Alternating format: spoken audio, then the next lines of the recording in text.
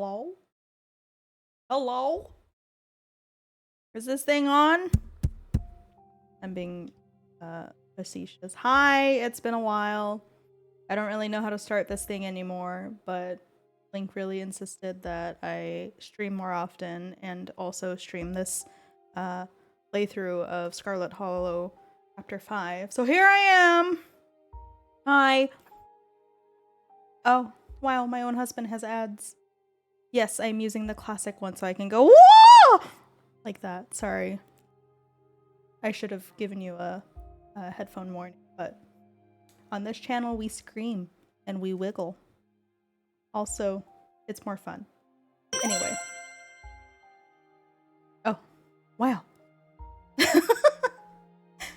Thank you, Link, for gifting my husband a a sub to my own channel when Chris should have been subbed to my channel in the first place. Anyway, continue to bully him in the chat. I'm gonna go ahead and do a full recap of my playthrough for chapters 1 through 4. And just to make sure everyone is aware, I am continuing the playthrough where I become a shriveled old lady, because I think it would be funny to see what happens in chapter 5. I still have a bone to pick with Stella, but yeah, we're just gonna continue from my old lady run. Married people subscribe to each other's channels. Lignod. For real though, for real. Okay, we'll do a full recap. Oh, wait! Don't sub to me! Don't do it! I don't stream! It's a trap! I don't stream! The last time I was live was like September. Anyway, recap. Starting now. I love y'all, but don't do it. Okay. The funeral of Pearl and Scarlet. Your cousin's mother and your aunt seemed something like something you shouldn't ignore, even considering your own late mother's rocky relationship with this side of the family. Up to me. Don't do it. It's a lie. Welcome to our family's humble estate. It's time to hydrate or dehydrate, bitches. I forgot about that. I don't even know if that came through. Yeah, okay, hang on. Great. Chris told me to. Anyway.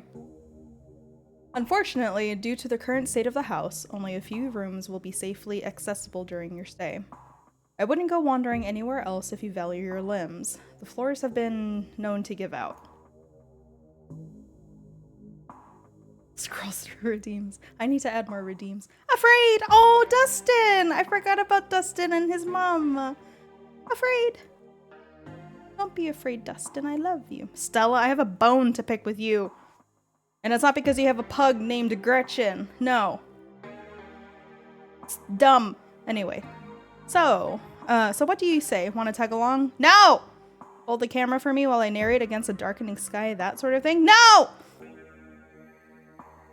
See, Link, if you play the Missile, the long version right now, I will just sit here for the 2 minutes that it takes to play, which means that it'll be 2 minutes less of me going through the recap, which means it'll be 2 minutes less of me actually playing through chapter 5. Time, motherfucker! Which, if you want to lose out on 2 minutes instead of watching me play, then feel free to go for it. But I will sit here and just wait. You'll eat those words when I come carrying a mountain lion corpse out of the woods at dawn. TLDR, Duke died. Duke grapples with the thing as it grabs at his shotgun, pushing the barrel out of the way as it grasps for Birdie with oddly jointed limbs. While Stella stares in shocked silence, as if paused, watching as the other creature attempts to wrestle Gretchen into the darkness, her desperate cries going unheeded. These are all bringing back memories. The Echolalia roulette is very, very outdated. You die for Gretchen, attempting to snatch her away from the thing's misshapen hands. How did you not go for your dog? Like, you see your dog getting got by a spooky-ass thing, and you're not grabbing your dog and punching the thing in the face? Bad dog owner. Oh, Nougat's my hero! I love you, Gretchen. You manage to grab her, but the creature isn't deterred. It rears back on its hind legs, its mouth open. This is so old. Oh, no. Whispered tones sliding out alongside something sharp and unnatural. This is supposed to be spooky. This isn't very spooky. But then there's the deafening blast of Duke's shotgun, and suddenly it is gone. Oh my god. Oh my god, what do we do? Stella, keep an eye on her for us. Make sure she doesn't get into any more trouble. I'm not the troublemaker! She is! She is! Wayne. Welcome home. I don't know you. That's my purse. I don't know you. Anyway, my grandmother used to talk about pale creatures called ditchlings. She always said they were terrible. They were a terrible omen, sign of suffering to come. I'm going to bed. I'll see you tomorrow. Dustin! He found a snack in a hidey hole. Oh good, he's still here. I love you, Dustin. Troublemaker Nougat's framing my... She's not innocent! She's a horrible dog owner! She should have gone after her dog! Because then I could have saved Duke, but no! She had to be a stereotypical white lady in a scary movie! I actually rewatched some of my, Just because you slept with her doesn't make her your waifu, okay? I saw that in your playthrough. You did premarital things, Link. Premarital. You can't hide it. But listen, you'd better stay out of trouble today. I want you home by sunset. I don't want to hear complaints. Just do what I ask and we won't have any more problems. Tabitha takes a few steps towards the door. Sunset. Thought this was a safe space. No, this is where we talk about forbidden soup questions and air out everything. Everything. Before you get the chance to decide whether or not to answer, it opens. Oh, I'm so sorry. I hope I didn't scare you. I've been up thinking about what you went through all night. You and the old hippie make your way back to the kitchen. She gives one of Tabitha's few mugs a thorough rinse before pouring you steaming tea from her thermos. Just don't make yourself a burden, alright? I have a lot to do today. Oh, are we talking about a certain young man who may or may not have caught the boss's eye? That Sam Wayne fella, wasn't it? Whatever. If anyone asks, we never talked. Got it? I don't want to disappear, too. I am the only person in this town who truly cares about your safety. Don't forget that. Even if it's already too late to stop what's going to happen. Keep your husband ad-free and you repay me with judgment. Yes! I'll repeat that. Yes! Judgment everywhere. Like her! I judge you! Irresponsible dog owner! Anyway. Whatever you're looking for, you're barking up the wrong tree, so just go someplace else before... Tabitha once again trails off. Both she and Stella have noticed the girl with a dark braid and glasses sneaking along the ridge. It's Rosalina! She's headed up the hill! Running up the hill? She went in? Does Stella have no sense of self-preservation? No, she does not. She does not. Don't listen to her, babe. She's just jealous of your pug. No. I don't envy not having thoughts in my brain. You could have a brain-eating amoeba and it would starve. It would just starve, simply. No thoughts to consume. Gretchen is the one that contains all the thoughts. Changed my mind. My dad says our house is haunted. But she's interrupted by a pair of thunderous knocks. I remember this part being creepy. You turn to see Becca and Alexis gone, and Rosalina anxiously hovering in front of a small tunnel in the cavern wall. She freezes as you notice her. Yeah, well, you could have a height-eating amoeba. That doesn't even exist, though, Link. Brain-eating amoebas do exist. And I'll have you know, I'm very tall for a Filipina. Thank you very much. Even Chris can confirm. There is something in the darkness before you that's much louder, though you don't hear it. But you can feel it in your chest, like the deep growl of a predator. I could, and you wouldn't know, because it would avoid you. Well, I mean, Chris is significantly taller than me, and by significantly, I don't really mean significantly. It's like 10 inches taller. So if Chris suddenly shrunk, I would know that the height-eating amoeba was around. What do you think you're doing? Get away from there! Your cousin dives towards you, but not before the light from your phone illuminates the chamber. Arms. Nougats. Nougats, are you alright? You and Tabitha manage to squeeze through the entrance just as the walls of the mine come crashing down.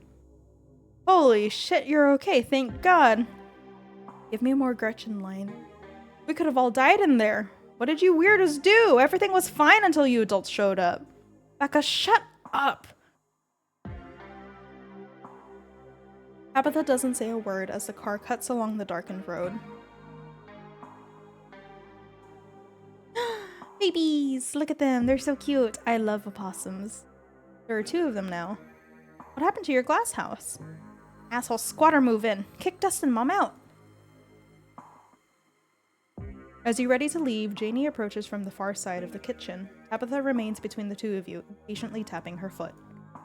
Oh, Nougats, before you go, I heard about what happened last night. I mean, I heard about it before Miss Tabitha mentioned it just now, and then I heard it again.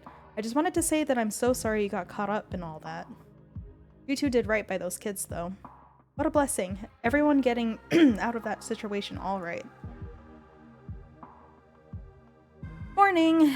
Or, no, this is Tabitha. She's nonplussed about everything. Morning. Is the new blend ready? Of course. Nougats, if you'd like to keep Miles company, Tabitha and I will just be a minute. Oh, excuse me. Wait, you're Nougats, aren't you? My name is Beau. I'm Duke's boy. It's a pleasure to meet you. The policeman told me you saw what happened to my daddy. Tabitha stops in front of a small house on the quiet hill just off Main Street. The Scarlets own most of the houses out here. We rent them out to employees. Just more convenient, you know? Your cousin pulls out a heavy set of keys from her pockets. She picks out one marked with a bright strip of green tape and unlocks the door. Come on in. Don't worry, it's empty. Yep, he is a dog. Keen eye. And judging from the series of portraits lining the walls, Tabitha wasn't pulling your leg. Every mayor of Scarlet Hollow in living memory has also been a dog. You can tell this dog is the mayor from his little sash and his fancy top hat. There's a regal air about him, almost as if he knows the position of authority he's elected to. Before you can catch up to your companions, you're intercepted by a nervous man with a cross around his neck. Sounds like old Gretchen and the mayor may have some unresolved issues, wouldn't you say? I'm Pastor Daniel. I take it you're Nougats. Everyone's been buzzing about you. I'm so sorry about your aunt, but I'm sure she's in a better place now. If you'd ever like to discuss your beliefs, my door is always open. No. Oh yes, the demon boy. Hello.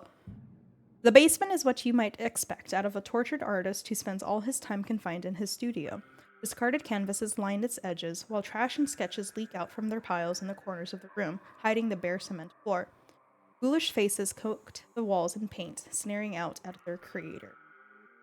Anyway, make yourselves comfortable. You'll have to forgive the mess. I've been distracted lately, haven't been cleaning much. Dinner is already laid out. Dinner rolls, spaghetti, and a light salad. Stella is nervously talkative, and Reese is suddenly quiet and tense. His shoulders tight as his mother perches on the chair next to his. Dr. Kelly eyes all of you with a sharp, fierce gaze. So, I was wondering if we could maybe watch a movie sometime this week, while Nougats is still in town? We'll have to see how you're feeling. I can handle a movie, Doc. Yeah, we'll just sit downstairs in the dark. Reese is used to that. I'm sure he'll be okay. You're always overestimating how much you're able to do, Reese. This is why you keep getting sick. If I get sick, so what? It's not like that's ever going to change. I'm sick every day, and I'm not getting better. I don't want to spend the last few miserable years of my life holed up in the basement alone, just because seeing my friends has been deemed too strenuous. I'm an adult, for God's sake. I can't believe I have to ask for permission from my mom just to have friends. Reese stops mid-sentence, wincing in pain and wrapping himself in his arms. Don't say things like that. I'm doing everything I can to try and fix. Silence as Dr. Kelly's eyes shoot open. Reese? Reese abruptly pulls himself from the table and leaves. He turned into a demon. Hey, you're here sooner than I expected. Hope dinner went okay? Oscar startles as the door swings open. I like the little reaction of Gretchen. Look at her down there. I forgot about that. That's cute. Seems I made it just in time. Let's get the show on the road. I don't have all night. Hi, Tabitha. Whoa. This is where I've seen it. It appears on top of the stain. Stella pulls back the carpet, revealing a hatch, the floor around it stained in brown. I'm going for it. Dumb! Dumb! Wait, you hear music? Oh. Movement stirs as a figure cloaked in shadows rises to attention. Stella? There you are. I would have found you sooner, but the resident clearly doesn't want me here. It doesn't seem to have the same issue with these miserable little parasites. Oh, he squished it. Forget. Bottom feeders always manage to slip through the cracks, don't they? Sins of the father are to be laid upon the children. Bullshit! Poppycock and hog swallow. I hope I didn't come too late. This is when I become an old lady. It wants something, doesn't it? And I think you know which of you should volunteer. You must be joking. You take a step toward the light. Sybil is right here. Please don't do this. Transform into old lady. Sorry, I can't talk right now. See you later. Bitch. She hurries off down the road. Before I go, Sybil places a hand on your arm, holding you back for a moment. I'm sure you have questions after everything you saw tonight, and about what's happened to you, but let's not get into it here. I think everyone could use a little rest and relaxation right now, yourself included. If you swing by the tea room sometime tomorrow, say early afternoon, you and I can have a little chat. I'll see you then, Nougats. You don't even notice yourself entering the guest room and falling into bed. Suddenly, you're just there, buried under your family's musty covers. I will never take it back. You open your eyes. It's a new day. And you feel like shit. I feel like shit every day. Ha ha. You check your messages. There's nothing from Stella, because she's a bitch! I'm so glad you came. I've never met anyone else who could hear them. You have no idea how long I thought I must have had some kind of insanity. I even thought at one point that it must have been the Lord himself, talking to me through them. But they never had anything very insightful to say, so I was disavowed of that pretty early on. There have been some particularly nasty rats in the church lately, and she said some things that have led me to believe she might be able to understand them. You take the tea, sipping it delicately. Citrus smell is fleeting, quickly replaced with the earthiness at its core, like you've taken a mouthful of dirt. But the aftertaste combines the two flavors into something soothing and medicinal, and you find yourself feeling more comfortable, your muscles relaxing for the first time in days. Now, on to business. Sybil takes the cup from you, staring thoughtfully down at the sludge. Oh dear, this doesn't bode well. You've got just about every warning that can fit in the bottom of a cup. Cross, petal, hourglass. All of these mean death, misery, difficulty. And the hourglass ties it all together with definite urgency. It's fair to assume that this all has to do with whatever brought the ditchlings. Something is coming, and whether any of us can stop it, I'm not sure. But we may at the very least be able to figure out what it is. And there's a central figure here. A cat. An enemy lurking in plain sight. This is wild. I had no idea any of this was here. An entire hospital wing rotting away for decades behind some flimsy drywall? His voice sounds distant. Your sole focus is finding it.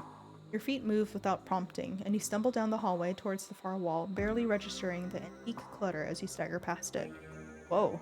Are you okay? You don't respond, and you don't bother to retrieve the axe. The wall is rotten, water damage having eaten away at the wood over the course of unknowable years. Planks nearly reduced to sawdust. You tear into it. It's a symbol! Enemies upstairs, enemies outside. We're surrounded. Even if I get out of this house, I won't be safe. You won't be safe. As Reese tears at his clothes, paint bubbles out from the canvases, his ghoulish figures peeling themselves out of their two-dimensional worlds, invading yours, crawling up the walls. Grab my hand, I'll pull you out. Leave us alone! Transform into Demon Man. Dr. Kelly opens the door. The two of you stare out into the hallway.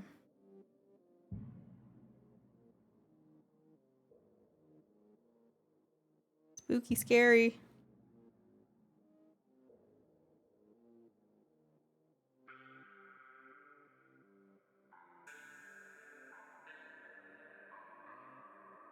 Is this what you were so afraid of? Hand over the tranquilizers. This is our shot. You hand Dr. Kelly the tranquilizer darts. Dr. Kelly quickly loads them into her gun, leveling the barrel at her son.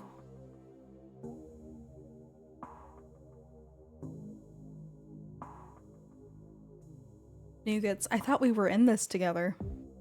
No. You sit on the log beside Stella. Nougats, that ghost really did a number on you. You close your eyes, your exhausted body succumbing to sleep home immediately. As you drift off, you think of Reese trapped in that tiny windowless room, all his greatest fears realized, his body no longer his own. But you stopped him from killing Dr. Kelly. The world, at least for now, is protected from him. And then you think of nothing. It's time to continue your journey as an old lady. Wake up. Grab a brush and put on a little bit of makeup. Anyway. Let me just take a quick sip. That was already a lot of speaking. One moment.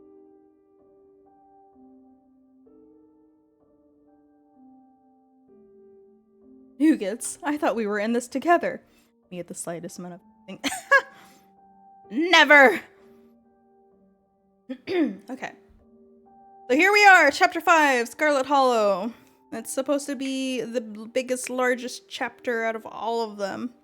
If I have to take periodic breaks to take a bite of an apple or drink a drink to stay hydrated, please do not mind. I'm also going to be reminding y'all to hydrate periodically because hydrate or die. Don't actually take that as an invitation. If you need counseling or anything, please contact a mental health professional. Anyway, here we go, chapter 5. A lonely piano refrain echoes through your head as you sleep. It feels like it goes on forever, clumsy and uncertain of itself, stopping and starting at random. But as your dreams start to fade, you realize the music is following you to the waking world, continuing even as your mind re-solidifies and banishes the last few remnants of your dreams. Dustin and Dustin Mom, cute! When it finally stops, you're startled by the sudden silence. Human? Human, wake up! You slowly come to, roused by the voice of your small possum friend. You feel strangely cold and uncomfortable, your muscles stiff and achy, your head still cloudy with sleep. Hi, Dustin. Your vision comes into focus. See? Human not dead. Okay, now easy breakfast for Dustin and Dustin, Mom. Dustin stands on your chest, his beady black eyes staring down into yours. Dustin's mom is hovering a healthy distance away. You are not in your bedroom. Interesting. Start crying? I don't got time to cry. Did you two hear something just now, like a piano? Dustin not know about piano. Could hear some weird bird, though. No need worry about weird bird. Weird birds sound like it far away from here.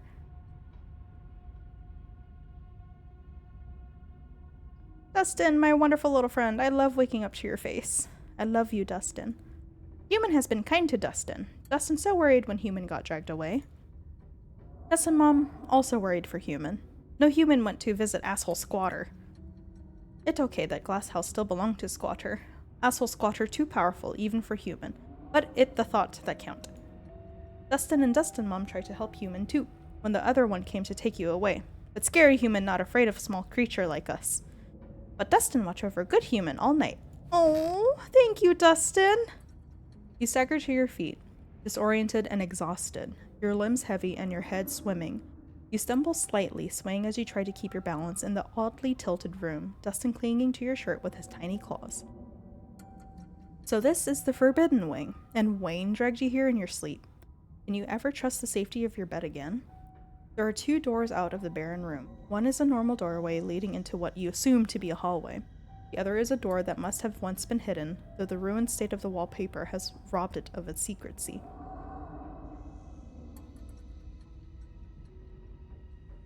Let's investigate the once hidden door. Why not? There doesn't seem to be a clear way to open it besides the brass circle where a handle should be. Home on other side. I love you, Dustin! Just like pat pat. So cute. Look through the hole where the handle used to be. You lean forward, peering into the narrow opening at what lies behind the door. Marsupial is right. It's your room. Which means you'd be able to slip right back into the safety of the rest of the house if you could just manage to find the handle. Do either of you know how to get back to my room? I love you, Dustin. Very easy. Holes everywhere in Dustin house. Just got to squeeze between walls. Human too big to squeeze between walls, Dustin. Gotta find human-size way. Call someone. You groggily pat your legs before realizing that you're still in your evening attire. It would seem Wayne wasn't thoughtful enough to bring your phone from the nightstand. Or maybe he'd prefer if he saw what there was to see in this place alone. Try forcing the door anyway. You push on the wall. It doesn't budge. You try messing with the metal contraption that stands in place of the door's handle, tugging and jiggling and pushing on it every which way, and still nothing. Go explore the forbidden wing. Everything's fine. Dustin and Dustin Mom are with me. They will protect me. I love them. You cross the slanted room and exit into the hallway beyond. Oh, there's an ad break incoming. News. Doesn't matter. Anyway, before you is a long hallway. Dust dances in the weak sunlight beaming in through cracked glass. A tinge of mildew stings your nose, warning you away, though there's nowhere else to run to now. It's true. Well, you don't know who else is here. There could be some lurkers.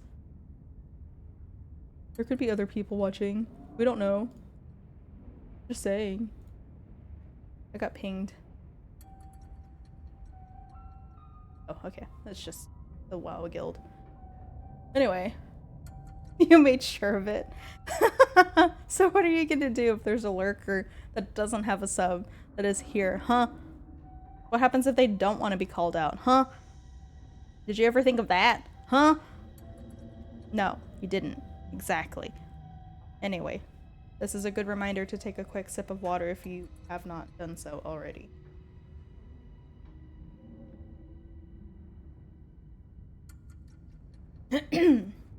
An ornate entryway, its door long gone, breaks the monotony of the faded wallpaper, and a staircase looms at the far end. You know, I don't think. Yeah, because you're a himbo. Duh. Something, something, I need a himbo. That's also what Dustin is. Dustin, right here. Himbo. Definitely. Golden Retriever himbo energy right here. Look at his, like, little eyes. He's just so excited to have saved me. Keen eye. He also can't help but notice the tracks leading up and down the grimy hallway floor. Ooh. And you aren't surprised to see Wayne's unmistakable large boot prints among their number. Clearly, the Forbidden Wing is only forbidden for some. Let's investigate the ornate entryway. You make your way to the large set of double doors in the middle of the hallway. You can hear the light click of claws on hardwood as Dustin's mom toddles along a safe distance behind you. I love you, Dustin. You make everything less scary. It seems like some kind of entertainment room, the sort you'd expect out of fancy rich people who wanted to show off. Yeah. The stench of mildew is strong here. Your already weakened lungs aching from the strain of breathing in such toxic air. You can see why Tabitha doesn't want you exploring these rooms. Dustin, you're so cute. Look at you. There is a large painting on the far wall of the room. From a distance, it looks like it might depict the town. Keen eye. Your eyesight isn't what it was just a few days ago, but you've learned to work around the degradation of your vision. A bookshelf, or rather what's left of a bookshelf, hanging by a single rusted hinge. Its sagging shelves reveal some sunless space beyond, once hidden, now exposed by the rot of this house. Dustin almost never come in here. All open space. Too scary. But room behind wall is good hiding place. Dustin hide there sometimes. Hide from what? Dustin? What are you hiding from? As he references this room behind wall, Dustin stares at the broken down bookshelf that had already caught your eye. Examine the painting. The painting highlights a number of old buildings and locales, many of which you've already visited. The town hall, the estate, the mines, and the clinic, still called a hospital at the time of this painting, the church, and then there's somewhere you've yet to see, the historical Callaway Tremaine homesteads. The faded bronze plaque beneath reads, in commemoration of Enoch Scarlet, head of the Scarlet Hollow Landmark Revitalization Project, let the past never be forgotten. Dustin no get. Always making mark on old cloth, does not know that cloth for eating. What? Enter the hidden room. You test each step as you make your way across the room, especially careful as you cross over to the ruined section of the floor in front of the bookshelf. You can hear Dustin's mom hurrying behind you. We go to dark room now? Good. Big open space bed. Vulnerable to attack. They're so cute. The space is dark. Its features barely illuminated by the faint light trickling in through the myriad of cracks and holes in the walls. The wallpaper a deep, exquisite red adds a blood-like glow to the dimness. The walls are lined with ornate display cabinets, some empty, some still presenting their antique treasures. Nestled between the cabinets, a single tall bookshelf remains standing, its occupants dusty but mostly intact. But all of these are ornamental details. Your focus is drawn to an expensive-looking antique desk in the center of the room. Good place to take nap. Examine the desk. I love you, Dustin. You're so cute. Let's open the top drawer. The top drawer mostly contains old-timey letter-writing materials, complete with a fancy dagger-shaped letter opener and wax stamping kit emblazoned with the initials ES. You can't help but notice the wax has been nibbled. Why are you eating wax? That'll clog up your intestines. You'll get constipated and be full of shit. Red stuff stick to Dustin teeth. Tastes good though. Underneath you find a pile of crumbling financial documents. Scrawled in neat cursive in every spot that needed a signature is the name Enoch Scarlet. This must be his desk, meaning this must also be his study. And at the very bottom of the drawer, you're surprised to find a face you recognize staring back up at you. An antique photograph of a young man, his blonde hair nearly white against the dark sepia background. It's Teddy. He looks almost exactly the same as he did in your vision. Almost. There's a carefree look in his eye that seemed to have faded by the time he found his way to that hospital bed. Close the drawer. You close the drawer. Open the bottom drawer. The bottom drawer jams as you attempt to pry it open. It would seem that, even after all these years, the lock on it still holds. If only you had a little more strength, but your strength is Charlie's now, isn't it? Yeah. Dustin disappears from your shoulder and under the desk. Oh, thank you, Dustin! I love you! Cute! Oh, a moment later it pops open, his beady eyes beaming up at you from over the edge. Inside you find a strange collection of glass vials. Their surfaces are clouded over, but you can make out what seems to be paper, preserved somehow inside the container, a hint of writing visible at the edges. You notice some of the corks have been lightly chewed. Dustin. Pretty good for eating. Dustin always saved these for special occasion. Tastes like Old Pond. Fine vintage. Open the vials. You reach for one of them, twisting the cork. It unseals with a pop, releasing a smell like an old pond, like decaying leaves and damp earth. You tug at the corner of the slip of paper, and it unfurls, the writing across its surface as crisp and clear as if it had just been written. To Miss Maeve. I know it has been several years since my last visit, but I do hope you remember the young lad who used to find himself at your doorstep more than you probably would have liked. I write you now with the utmost... But the paper dissolves before you can finish reading it, as if it finally realized that it had been submerged all these years, turning to useless pulp between your fingers. New place to get tasty wets. Nothing Dustin Mom liked to see more than Dustin live in comfort. But Dustin better not let comfort make him soft. That's how Dustin brother die. It's unlikely you'll have a chance to return here, and the vials are too delicate to carry with you. Keep reading? Keep reading! You open another. Miss Verena, trouble with tea. Your presence requested at... And another. Verena, know what you tried. Do not appreciate the attempt at subterfuge. Thought we both... And again, it dissolves. Some of these letters are addressed to Miss Maeve, and some to Verena. All are signs ES. You assume these must have been from Enoch. Many seem unimportant. Just listing a time and place, you assume meetings between Enoch and whoever this Verena may have been. Before you know it, the drawer is empty, the floor around you scattered with drained vials, the air stinking of wet rot. Step away from the desk. Okay. You head down the eerie corridor, following the path laid out in dust. No, Dustin, not go there! Dustin, come back! You turn to face Dustin's mom, who stands a little ways down the corridor from you, for her posture tense. Why is she freaking out? No, Dustin, please, be a smarter opossum. I'm not strong. I'm weak. But Dustin is helping. Nothing bad will happen to Dustin with big, strong human around.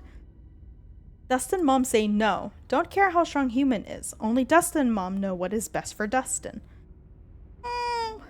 Dustin looks up at you with his large black wet eyes. Human will have to go on without Dustin. He clambers down from his place on your shoulder, gripping your clothes with his little clawed hands. He's so small. Hope human can find human-sized hole. We go back to Dustin house now. I love you, Dustin. You're so cute. Hang on, I have to take a screenshot. I love this protective stance of like Dustin and Dustin Mom. Oh, it's so cute. For context, I absolutely love opossums. They're amazing and great for your local neighborhood. If you see an opossum in your backyard, don't fear. Just give them some grapes or like some fruit. Just know that the local tick population in your area has been decimated because they devour ticks. They're good for you and you're in your backyard. We love them. They only live to be 3 years old. It's very sad. Anyway, humans should be careful. Up there always smell like hurting. Hurting! And with that final word of caution, Dustin and Dustin's mom toddle away, disappearing into some crevice that will take them back to the comfort of your dresser drawers. Look how cute Dustin is, just being carried by his mama. Goodbye, Dustin. Thank you for helping me. I will find a banana for you. You continue following the tracks left by what you assume to be your fellow humans. They take you up a flight of stairs, and you find yourself on the 3rd floor of the estate for the first time. There are more footprints leading all the way down the hallway and into the farthest door. There are much fainter ones leading to the room in front of you, its doorway hidden behind a stack of boxes. The tracks are old enough to have accumulated some dust. They were also notably not made by boots. If you had to guess, you'd assume they were loafers or some kind of low heel. I'm not going to be strong enough to move the boxes, but let's look at the window. You carefully approach the window at the far end of the hall. That sure is a cliff. There is nothing below the window but the tops of distant trees, the ground having crumbled away. The only thing stopping you from plummeting to your death is the straining foundation that still somehow holds this place together. At least, for now. We'll try. Try moving the boxes. I'm gonna be too weak.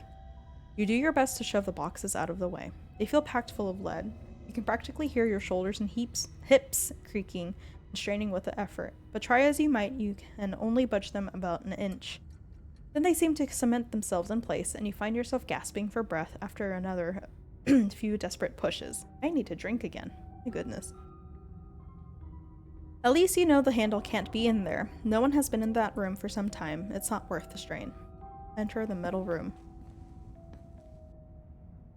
This space was clearly once a nursery, though no child has been in here for a long, long time. Check the bookshelf. The top shelf is occupied by antique picture books, Dick and Jane, books of nursery rhymes, ancient editions of Grimm's fairy tales. The lower shelves are full of educational material, from children's encyclopedias to writing practice workbooks.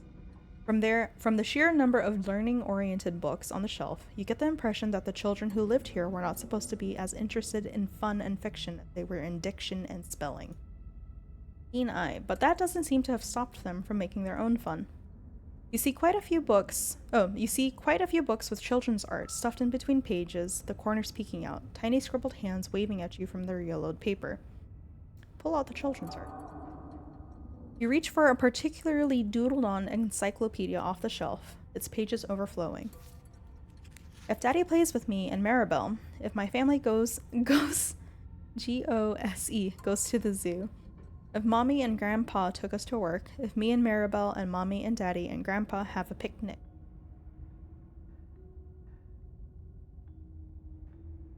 That's so funny. That's so cute. Me. I have to point out, this one is me. This one is clearly me.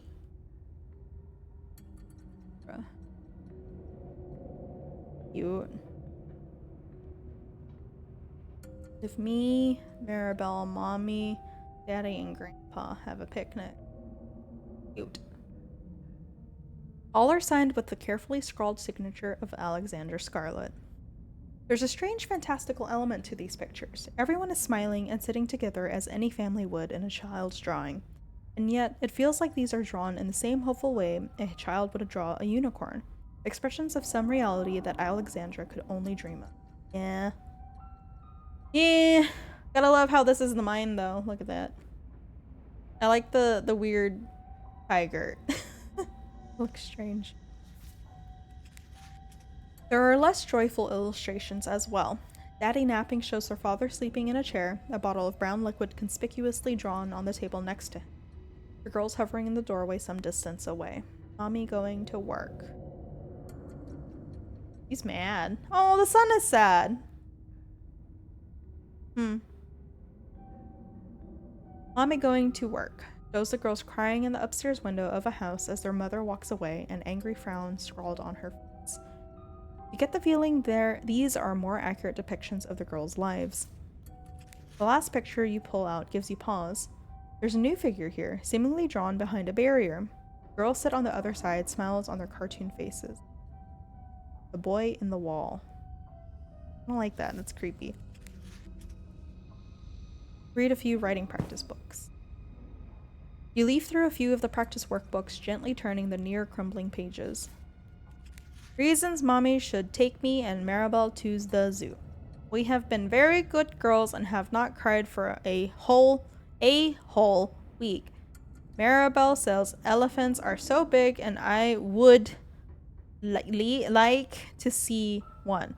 I think it would be very fun and Mommy would have a good time. These are also the work of Alexandra. You flip through the rest of the books, your eyes unfocused, as the many practice sentences and letter copying pages flash by, but something near the back of the book gives you pause. In a section that starts with a prompt, "Today Alexandra continues with, "Talked to the boy in the wall." There he is again. Ooh. This is creepy. Creepy! You make your way back to the hallway. Follow the trail into the farthest room. You continue following the trail of footprints, approaching the farthest room down the hall. The door was clearly meant to be hidden, but it's been left open. The room is starkly empty save for a rug and a few candelabras. The lack of dusty old boxes and rotting antiques mark it as distinct from the rest of the cluttered, forgotten spaces you've explored. Keen eye. The curtains on the far side of the room catch your eye. Below them, you can see the edge of a tiled section of floor. A smooth white porcelain, a strange contrast against the hardwood.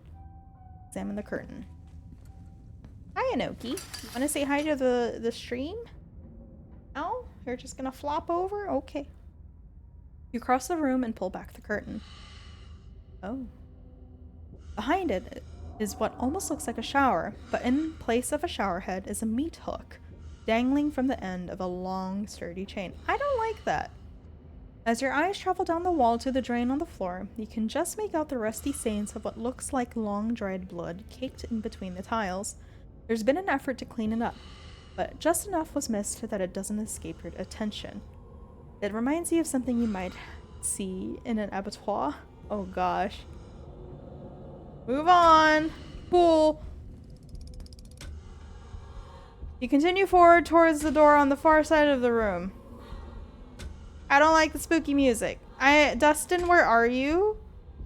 Dustin? I'm gonna pull up the screenshot that I took of Dustin and his mama. I'm gonna put it on my other screen so that it is like nice and big and happy. and I'm gonna have that to comfort me in this time of like immense unease. Here's what I'm looking at for the friends that want to see what I'm looking at on my other screen. Anyway, do it for them. I am doing it for them. If they die, Link.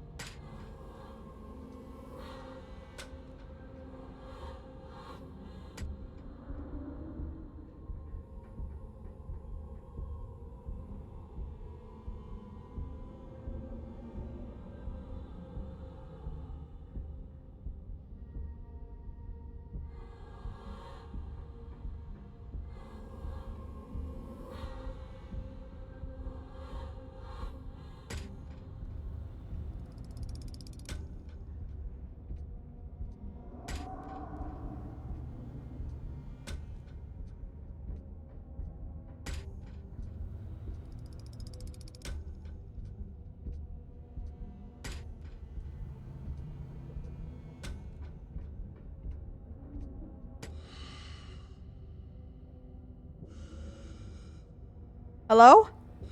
Oh, I accidentally muted. Haha! I shoved my mic in my mouth to say that Dustin cannot die and neither can his mom. And I was talking about how scared I was and I must have accidentally muted my mic. Haha. Anyway, TLDR, I'm really scared. Dustin and his mom can't die. If they die, I'm deleting this game and it will never ever grace my hard drive or SSD ever again, and I don't like the spooky music. It is unnerving. Anyway. I'll look at the picture of Tabitha, Dustin mom, and Dustin this entire time. Yes. Okay. Anyway. There's scratches on the bottom. How do I hide this again? Isn't there a way to hide this? Anyway. The door frame itself is gouged and splintered, evidence that some desperate creature tried to save itself from the room beyond, time and time again. Enter! Entrez-vous? No, fuck you. You step forward. Why would I step forward? Oh. This was a prison cell. Everything about this place reeks of neglected humanity. The walls are covered in scratches. Legible words mixed in with the nonsense of desperate clawing. The one window, set high in the far wall, is fitted with a thick pane of glass, as if the iron bars just beyond it wouldn't be enough to hold them imprisoned. You can't help but notice that the doll from your closet sits watching you from the bed, one eyelid droop. It adds an extra layer of menace to the already deeply unsettling room. Your eyes are drawn to the massive, almost letters dug as deep into the brick as the cell's prisoners could manage, highlighted with whatever pigments were available. And then one final detail grabs you: a metallic glint from the filthy bare mattress, a doorknob. This is no. Oh, spooky. I don't like it. This is what you've been looking for. Was it left here for you? Examine the doll. I'm already in here. If something's gonna lock me up, it's gonna lock me up while I'm in here anyway. You shiver as you pick up the doll from the bed. Its foot reads, "Property of Alexandra." Ugh. Take the handle. As you take it, a sound wraps around you. Music. The tinkling of piano keys played by a clumsy hand. They echo up a narrow staircase at the end of the hall. Ah! What do I do? Do I follow the music? Oh. Oh. Hey, I'm gonna use the word that you hate, Link. Are you ready for this? Locanuinely, I wanna just grab the doorknob and get out of there. Ugh. Ugh. I mean, it's just exploring. It's just exploring. Nothing bad happens when I explore, right? Right? You don't like the use of my Gen Z Zoomer Alpha lingo? Anyway, this is a good apple slice break. 1 second.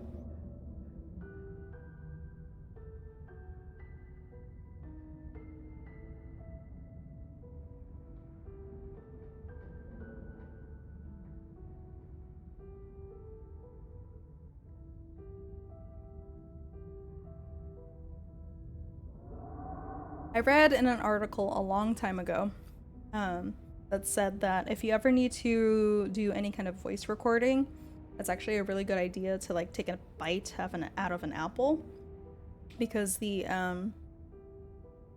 like the acids and other stuff that the apple has helps cut down on like the, I don't know what else to call it, the mouth noise that your mouth produces whenever you're recording.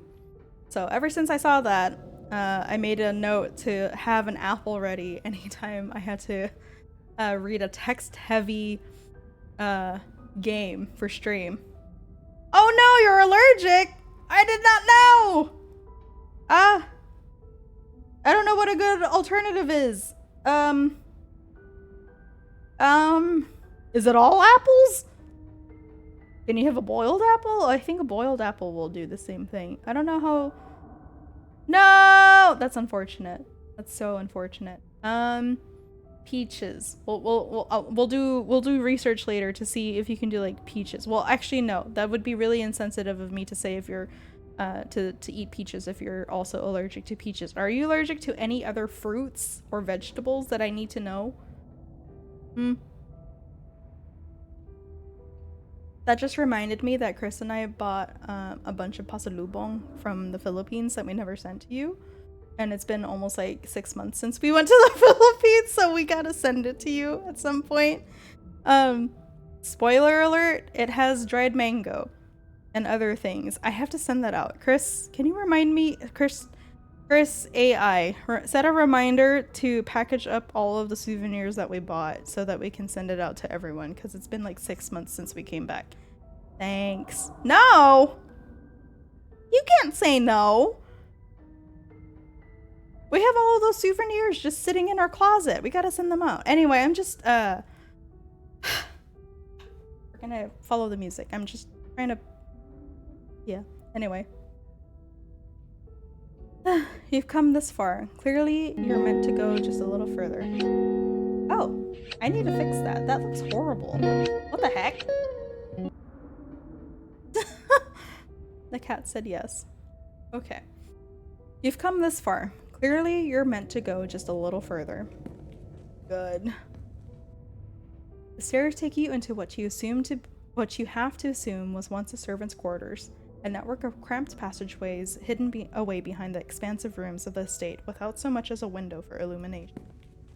But you persist and descend deeper into the bowels of the Scarlet estate, the echoing piano your only company. Oh, why am I doing this? Soon enough, you see the light again, the sun creeping in through the edges of a nearly hidden door. You're at the end of another long corridor. Its high ceilings and tall windows are almost disorienting as you step out from the cramped, gloomy stairwell. The music echoes mournfully in the vast space, a chorus of wind adding a melancholic harmony as it whips in from the overgrown courtyard outside. You've found your way to the first floor, but you've yet to confront your guide. I have to see the piano player. As a pianist myself, literally a classically trained pianist, performed a whole bunch of concertos and other things, and I gotta do it. I like when you read to me like I'm sitting on the floor in 3rd grade, even though the content is horrifying. Hi, Dylan. Hi, Dylan. Are you ready for more spooky, scary story time? We're gonna go see the piano player, see what's going on. Oh gosh. Aw, thank you.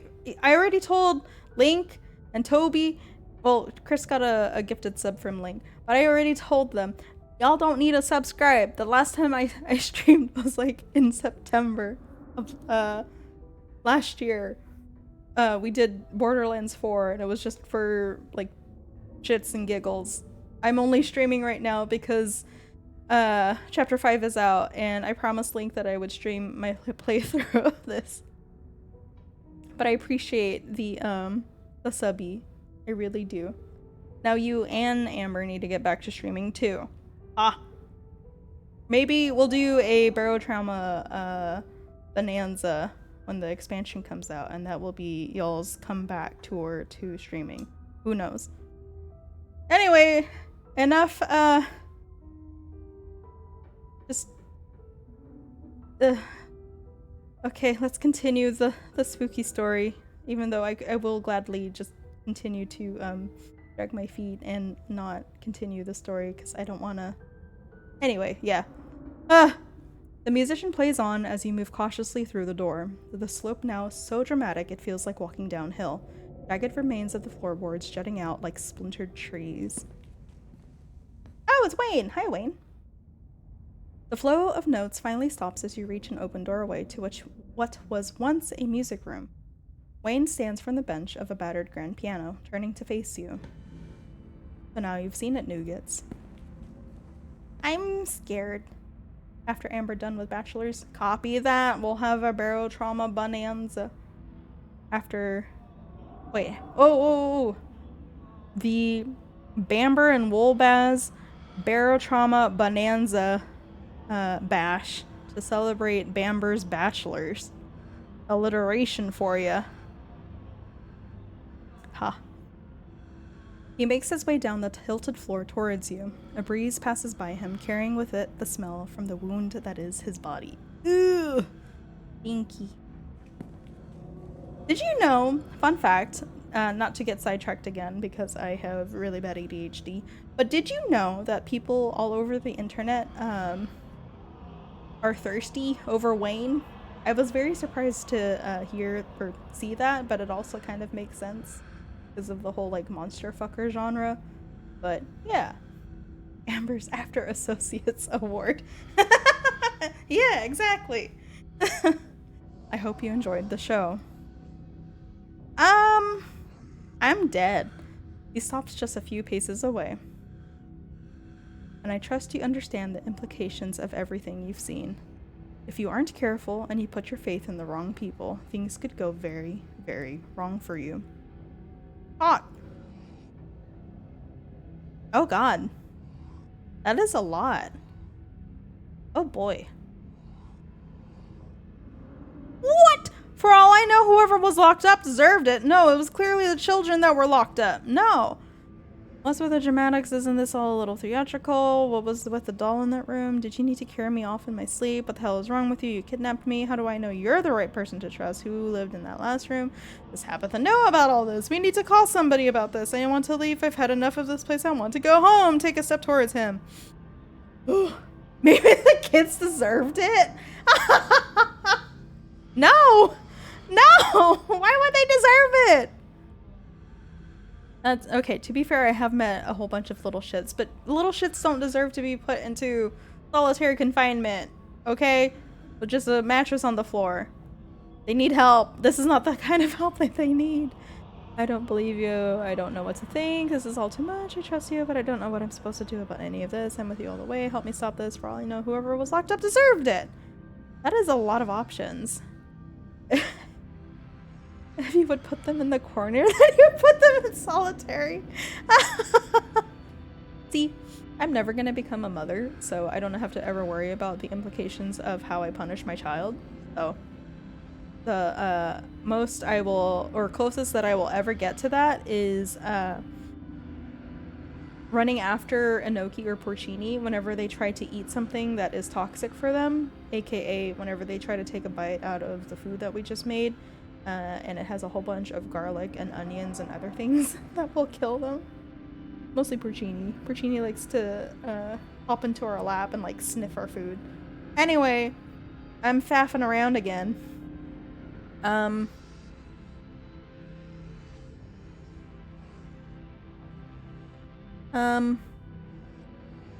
What was the garlic? Garlic. Does Tabitha know about all this? Of course. Why do you think she invited you here? Oh. Huh? What?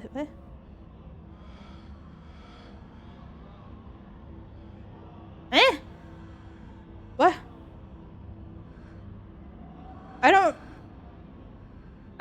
actually think any of this. This is just the game putting words in my mouth. I remain silent. I've given you a glimpse into one of your possible futures. Whether you choose to believe me or not is up to you. But I urge you to consider believing what your eyes have shown you. Your freedom is on the line. I love the sharp contrast between, oh my god, but she's my cousin, and the one after it. Yeah, for real.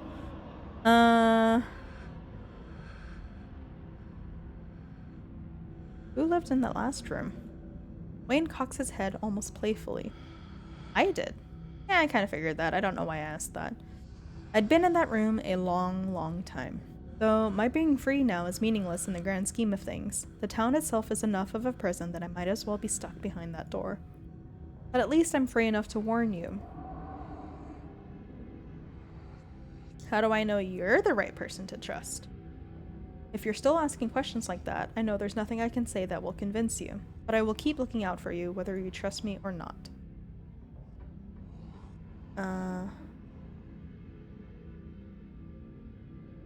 Isn't this a little theatrical? There were things you needed to see, and I doubt you would have been interested in a private guided tour, not when I'm the one who would have been giving it. And once I'd helped you find what you needed to find, I wanted you to choose to come to me, to know you were truly open to a conversation. Isn't that what I'm trying to do with you right now, but you're kind of like evading everything anyway? Why would I flirt with him? Wait a minute. No! Where's my spray bottle? The thirst is real. I'm not gonna flirt with the rotting man. I don't know. Did you need to carry me off in my sleep? Wayne twitches almost imperceptibly before answering. A moment of weakness. I was impatient.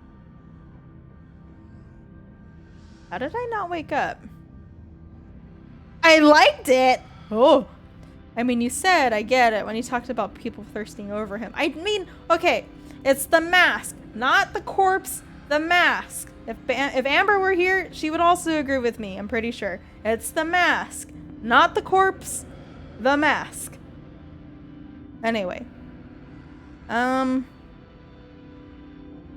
This is weird. How did I not wake up? You drugged me. You've been a heavy sleeper lately. This town has been demanding so much of you. And I was gentle. Okay. What do you mean the town is a prison? I can't leave. No one really can. Oop. That was an okie. Chris, can you see if she's okay? I don't know what spooked her, but she spooked herself and then she ran into my cup, which spooked her even more. Dirty cat things. Anyway. As it stands now, Scarlet Hollow doesn't like letting go of its prisoners. They may be able to cross the town line, but not without paying a price. That can be changed, though. It wasn't always this way, and it was never meant to be. We can put an end to it.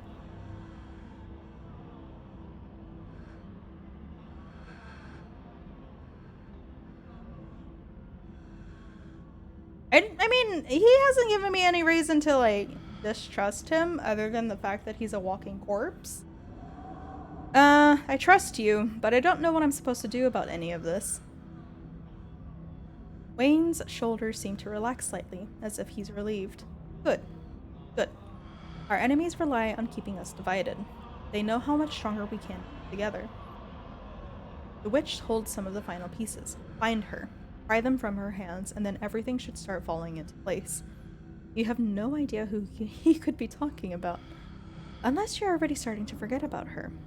Memory is a disloyal thing, isn't it? Physical, easily manipulated. But something being missing from your head doesn't mean it's gone from the world. Before either of you say another word, he vanishes back into the shadows of the Forbidden Wing. Nothing left for you to do here but leave. You make your way back to where you woke up and slot in the handle into the secret door on the wall.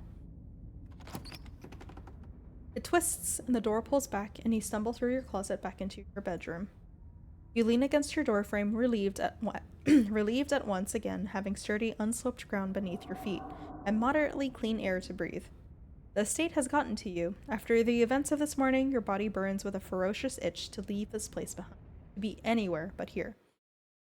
I need to check on Dustin. No, where's Dustin? You leave in a haze, mindlessly grabbing clothes and an uncharged phone, barely even noticing your surroundings as you rush outside, the morning's revelation seizing your body and mind alike with a suffocating grip. Why would I try to— oh look, it's one of the ditch lanes. Right there, right there, right there. Probably one down here that I can't see. The cell, the doll, Wayne's insinuation that Tabitha has known about all of this. Even more, that she has partaken willingly in your family's crimes. Not only that, but she has designed for you. Is it true? Tabitha deserves a chance to explain herself. Oh, thank you. Inspection! Find them! 1, 2, 3, 4. I only see 4. I could be blind. I am an old lady now. Tabitha deserves a chance to explain herself. She is your cousin after all. You'll just tell her everything you saw, and surely the two of you can have a healthy and What? So sarcastic! Sarcastic! Maybe going to hear her side of things directly is your best course of action.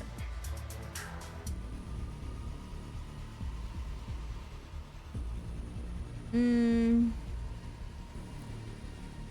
would— okay, so I don't trust anyone. The only people I trust aren't even people, it's the animals that I trust. So who the fuck would I go to if I say I'm going to someone I can trust? I can't— like, the game isn't gonna let me choose Gretchen. Or like the cats, or the other dogs, or the rats. So,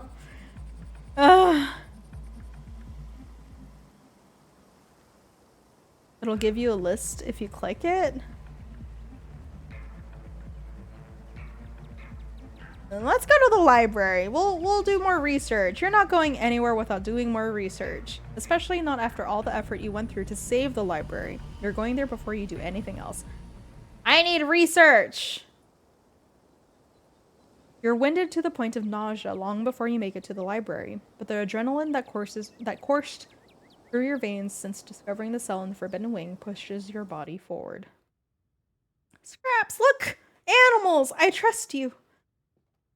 I don't know what you expect me to do about this, Jimmy. I can't exactly talk to the human, can I? And here I thought you were interested in helping the dogs of this town. Or does that only apply to the select few you deem worthy of help?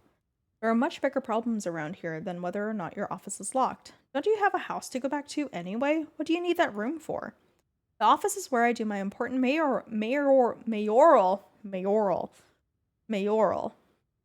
Laurel, Yanny. The office is where I do my important mayoral duties. I can't speak. And it's where the mayoral bed is stored, which happens to be my favorite, so I was upset to find it entirely inaccessible.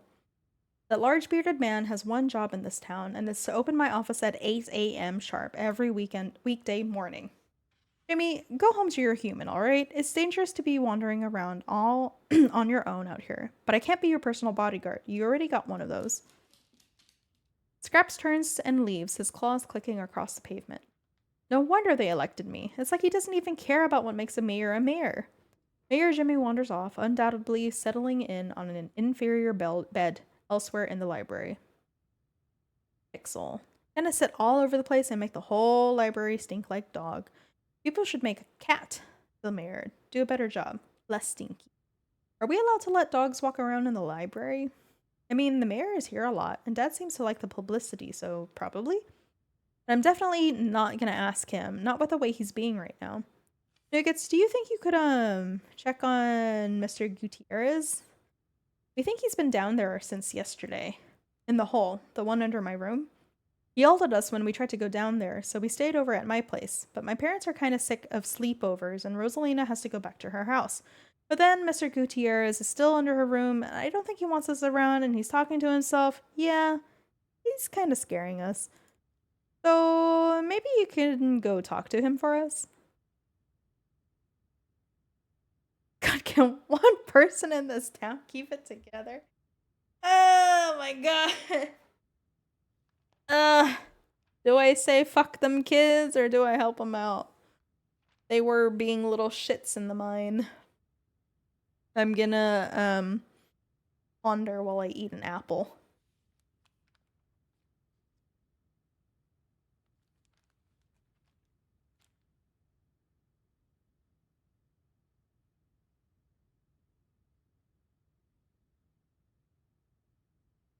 Alright. What kind of stuff has he been talking about? I don't know. A lot of stuff about the rock we found down there. Have you seen this old movie, The Amityville Horror? He sounds like the guy in that who tried to kill his whole family. What? That's not gonna happen or anything. Especially not if you talk to him. Uh-huh. Fine. I'll check on him. Fine. Do worry, though. Do definitely worry. Thank you. Thank you! I hope he listens to you and doesn't just yell. Uh-huh. I was already turned into a little old lady. What else is it gonna do? Kill me? I already have 1 foot in the grave. Come on. You head into the library's annex and cross into Oscar's house. Rosalina's room is exactly as it was on Wednesday night, the very moment Stella opened the trapdoor. The carpet is pulled back, the hatch leading to the basement standing wide open. It sends an uncomfortable shiver down your spine, remembering the way it felt to see it in the twisted mind of a dead. But that dead man is gone. You know he is. And now the only occupant of the dirt hole beneath Rosalina's room is Oscar, his muttered voice rising up from the open hatch. What the hell are you doing down there? Oh hey, is that you, Nuggets? You'll have to come down. I can't hear you from up there. You descend into the basement to find Oscar, crouching on the dirt amid a pile of muddied paper. There are markings scrawled on their off-white surfaces, words, symbols, all forming odd patterns. Nuggets, just who I was hoping to see. You would not believe the discoveries I've made, or maybe you would, given everything you've witnessed this week, but it doesn't matter, because I finally have someone I can share this with. Because let me tell you, Rosalina was not ready to hear about everything I've learned. Don't get me wrong, I get it. She's just a kid and she's had a miserable week. But you Nuggets, you're an adult. Your brain is fully formed. No, it's not. I have severe brain damage. I have witnessed untold horrors, and I have rapidly aged 20 years, maybe more like 40 years. My brain is not all here. Please stop talking to me. No, I see that in your eyes. Before you say anything, let me just catch you up to the speed. The town is alive. Well, maybe alive isn't quite the right word. Do you know about the Portuguese Man of War? Colloquially, we refer to it as a single organism, but it's actually a colony of different organisms working together as one unit. Yes, I watched Discovery Channel as a kid. I learned all about the Portuguese Man of War as a child. Thank you. Genetically, they're all the same. But I'm rambling. Scarlet Hollow is like that, but the different organisms are these stone carvings like the one right here.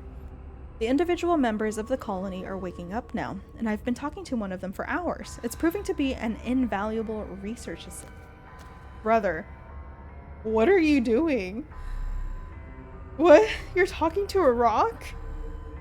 The individual members of the colony are waking up now, and Jesus Christ, there's so many choices.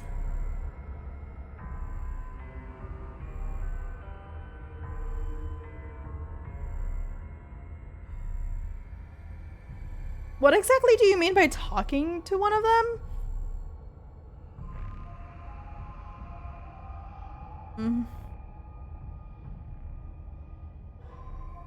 Brother, you yelled at your daughter. Rosalina, you said you yelled at her? Did I? Oh, she misunderstood. The connection I formed with the carving, it's almost psychedelic. And much like psilocybin or LSD, there are profound truths that it has to offer that an expanded mind naturally and rightly intuits as correct? What the fuck? But these things can also be extremely dangerous even to a fully formed and guarded mind. They're not for children. I tried at first to explain it to her, but it only seemed to make her upset. So, naturally, when the girls tried to come back down here, I had to warn them away. Neither of them were prepared for this sort of thing. Hold on. You spoke to her, but isn't it night? No. No. I suppose it's not. That's sunlight coming from the hatch, isn't it? Then I've been down here for nearly a day, and Rosalina has been up there on her own? No. That's alright, she's quite independent, and I'm doing this for her, of course, and everyone else in town. None of them will have futures unless we fix what's wrong with this town. But I'm starting to understand now. It's the carving. It needs help. It must be cut free. You can imagine these stone carvings as nodes on a web, or organs in a body. I'm mixing my metaphors, but the important part is that there's a connective tissue binding all of them, and that web is Scarlet Hollow. We're all trapped in that web. Ugh.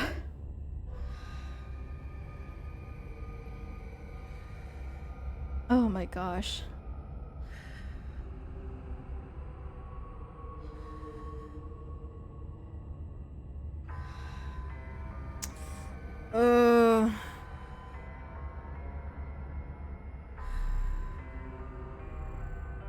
I'm really upset that he's abandoning his daughter. I'm not gonna lie, like, real upset. Your daughter needs you and you're down here doing this?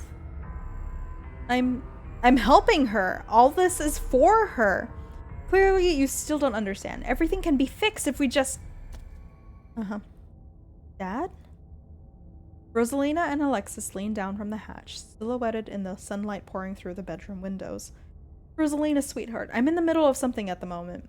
You've been down there forever. Alexis is hungry. I'm hungry. You've got to be hungry too. Can you just come upstairs for food? Oscar sighs, rubbing the bridge of his nose. His glasses have left deep marks in his skin, irritating and red. Right. The time. I'll be up in a second. You said that. I promise this time. Nugas is just about to leave, and then I'll come up. Come up now! The pizza rolls are already on the counter. They're gonna defrost if they're out much longer, and I don't know how to work your oven.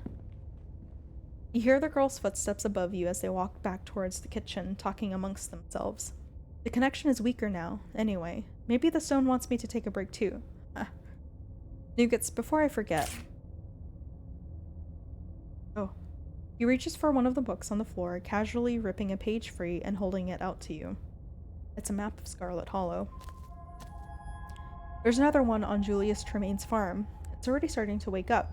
Go there, do what you've done with the others, and hopefully I'll have more for you when you're back. I'll refuel, make sure the girls are squared away. Then it's back to work, if the carving still wants to talk.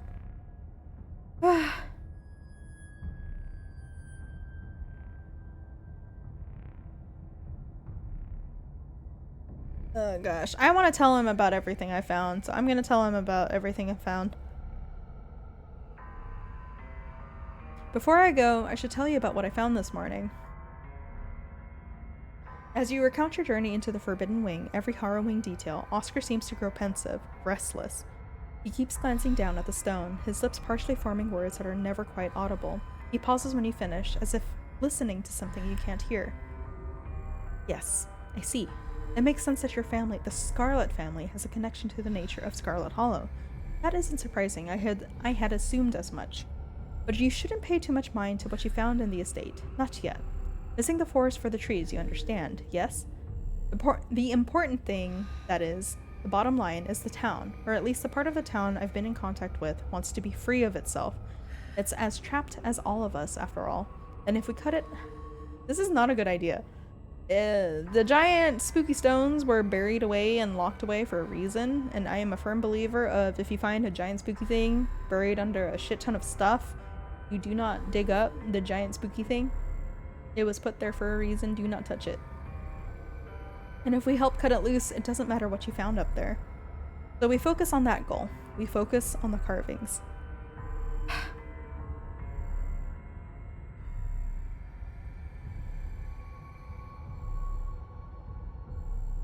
You're not going to wind up like Charlie, are you? I doubt it. I'm a living man. I imagine it's much harder to twist something like me than, say, the remnants of a shattered mind, not tied to a physical body. So as long as no one is planning on murdering me, I'm sure I can handle a little communication with unfathomable beings that— No! Especially considering I had the advantage of going to college after the discovery of certain substances. Brother, do you hear yourself? That is to say, I have plenty of experience navigating this sort of enhanced state. Experience that I'd wager Charlie didn't possess. He's dead. He's so dead. That face is the face Toby makes whenever he sends that one raccoon emote. Oh gosh. This is so bad.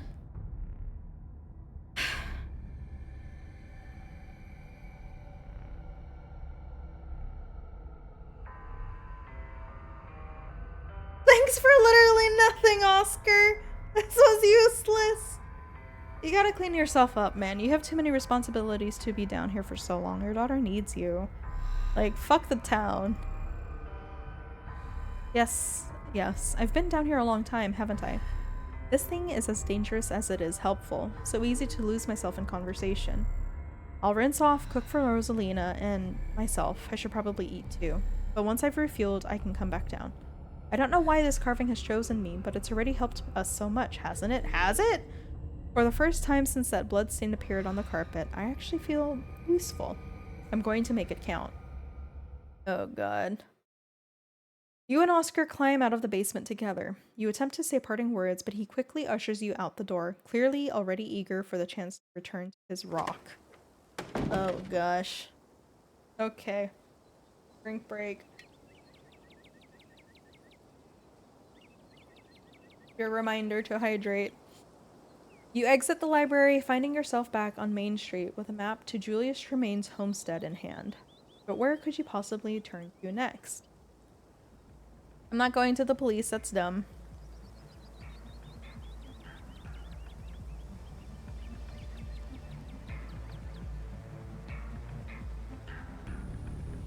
I don't want to go to the...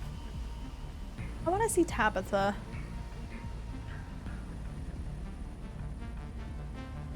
I need to see Tabitha. Maybe there's an explanation for what I've witnessed. She's the only person who can possibly offer a satisfying answer to the horrors of this morning. The events of this morning beg for an immediate confrontation. By the time you notice where your legs are taking you, you're already en route to the Scarlet Mine. You stumble down the road, your panicked thoughts directing themselves like a pointed arrow towards your destination. Things will make sense again just as soon as you get where you're going.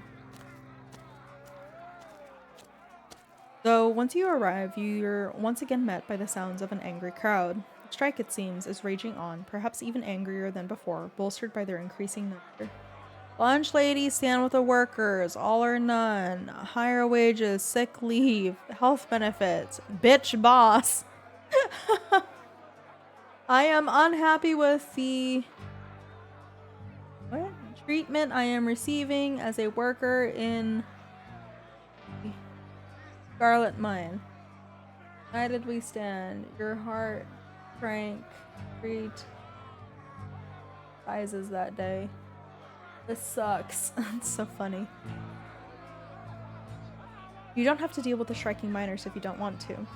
You saw where Rosalina snuck in the other day. That hole in the fence is still there if you feel like being inconspicuous. Go ahead and sneak. Sneak! The last thing you want is to bring other people into this right now, especially considering the mania you can see glinting in more than a few pairs of eyes. This crowd could easily get out of hand if you're not careful. Here you are, outside of your cousin's office. The only thing left to do is go inside. Get a knock. You walk up to Tabitha's trailer and knock on the door. You wait for a moment. What is it now? Come in. Stella!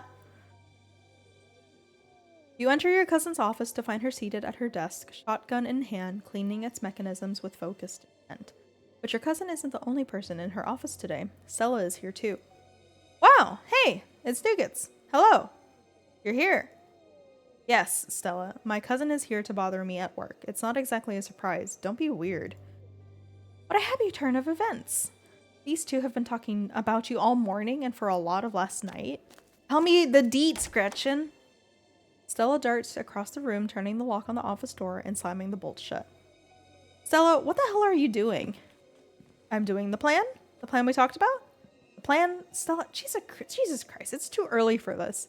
I told you I had everything sorted out. There was a timeline. Come on, Tabitha, your version of things sorted out was so convoluted. You gotta learn to seize the moment. And in this moment, Nougats is right here, alone. And you said we needed Nougats, alone. So this is perfect. We're just gonna have a talk, okay? So go ahead and sit down and we can sort everything out.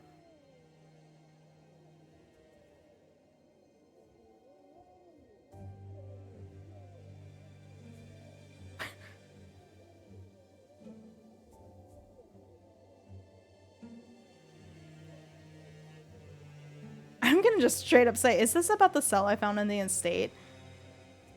Cell? What cell? Oh, Christ, Nougats. You've been in the Forbidden Wing, haven't you? I knew you'd pull some shit like this. See, Tabby, I was right. Clearly now is the perfect time to let Nougats in on things. She's already figured out some of it, and now we can fill in the blanks. Tabitha struggles for a moment, choking down her obvious anger, but finally she swallows it, her face settling back into stony focus. Yes, okay, let's do it. Let's fill in the blanks. Have a seat.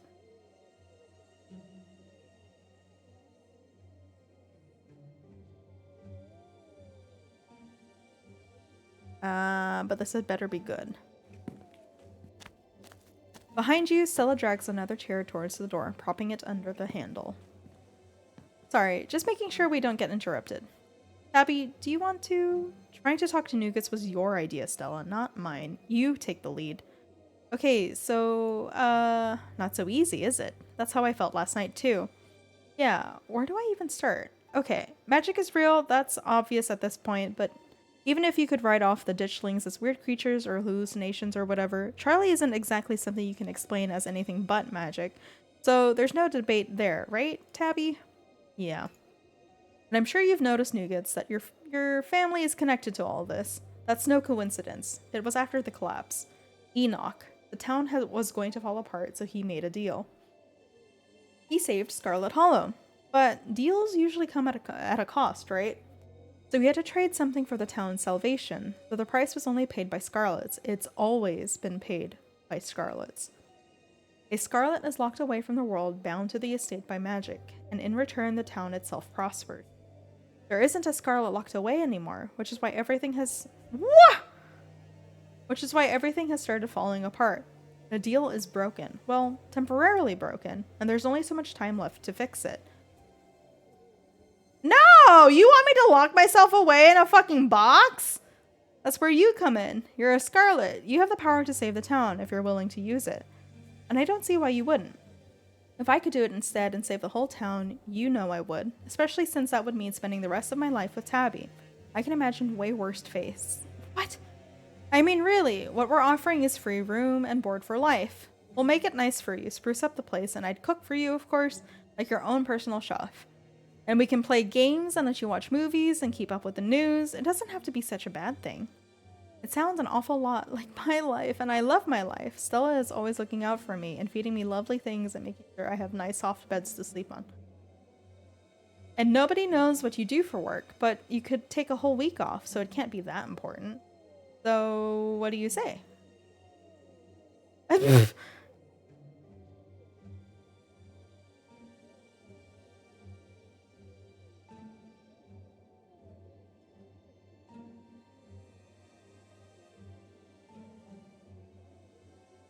I've seen the room where our family kept those other Scarlets. It's not exactly a luxury suite.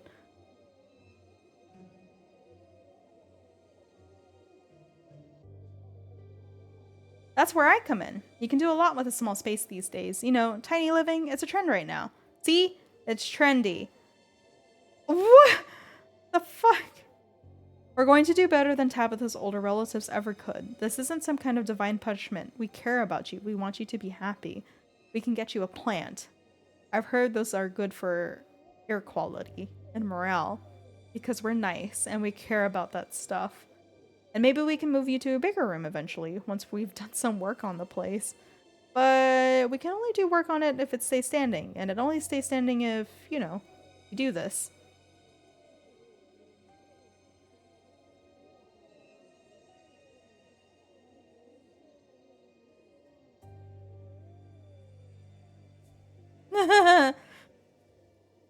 I don't fucking care about any of you. All of y'all can die.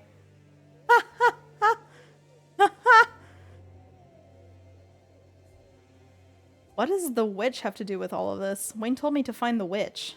A witch? I guess I shouldn't be surprised since magic is real. I guess witches must be too. Hi, Amber. It doesn't matter if witches and wizards are real, or if they all go to some magic high school with centaurs or whatever. None of that is relevant to us, and more importantly, you should not trust a word that comes out of that thing's mouth. I feel like it goes without saying, the rotten thing stalking you is not the most trustworthy source of information. Wayne has been the most real homeboy out of any of you.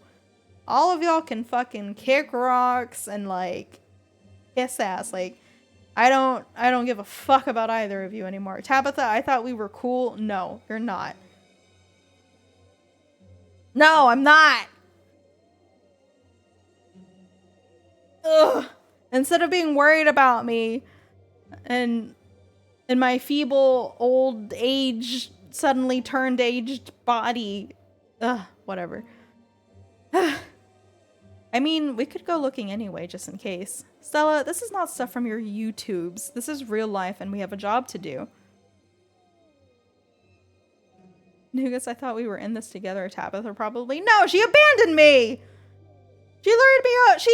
She tried to become all friendly, like, with me and whatnot, and didn't tell me a lick about our family history because she fully intended on locking me in a fucking cell this entire time.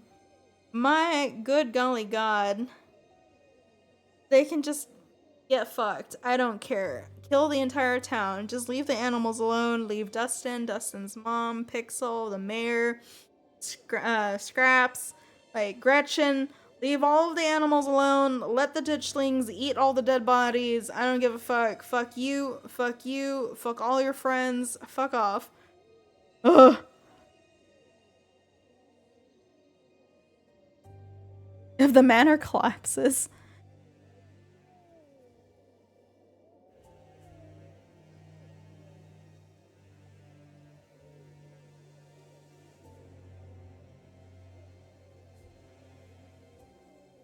You're better than this, Stella. You know this is wrong. You can tell she sugarcoated it for you. You really think she's stupid, don't you? She's not stupid. I know this because I know her. There's a reason she's been successful in life, and it's not dumb luck. It's determination and the ability to change and adapt to what needs to be done in order to keep succeeding. So her letting Duke die was her being smart? Sure. Sure. I am too brown for this. This, white people horror movie, like, logic. No thank you. No offense to the white people in my chat. I love y'all, but that's the horror movie trope. Oh my god. I'm sorry. I know this must feel like a horrible thing to ask of you, but I care so much about this town. Everyone I know here is here my whole life. I'm sure if someone asked this of you to protect your city, including everyone in it, you would see why I feel this way. No.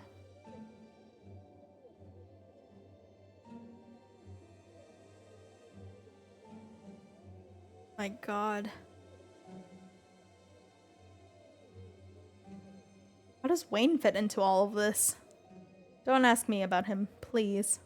Tabitha, it's okay. You can say more. We're being honest now, remember? That's how we build trust. Tabitha sits in stubborn silence for a long moment, squirming under Stella's thoughtful gaze. He doesn't fit into this. He's just a mistake. Not my mistake, and one that never should have happened, and it won't happen again. And don't keep needling about it, asking what shouldn't have happened. Tabitha, why is he all gross? Is he dead? Is he alive? Just stop bringing him up.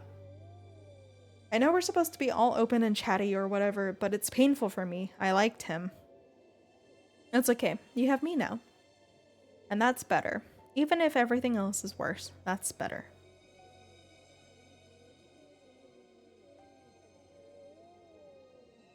What if I say no? You let me walk out? I don't think you should say no. Not because we'll do anything. That's not a threat. Just because I don't think there are really any other options for you. Yeah, if you try to leave town, you're not going to get far. Trust me. Again, not a threat, just reality. Either you do it and the town recovers, or you don't and the town keeps getting worse, all while we're stuck here. It's not like there are good options here.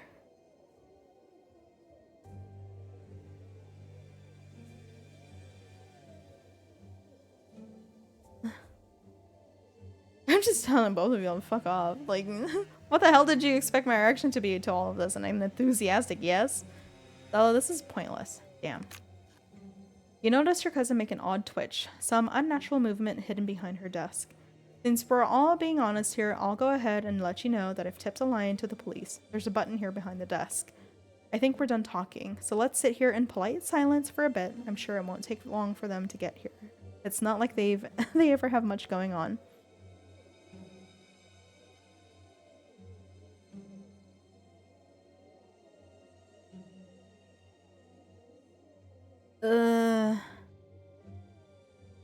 Would you have just taken me there now? Set me up on that awful little mattress? Would that have been enough to save the mines?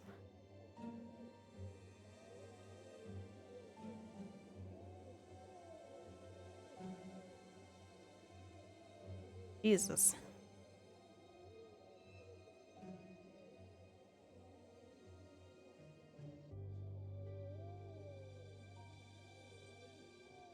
I assume the cops work for you, right?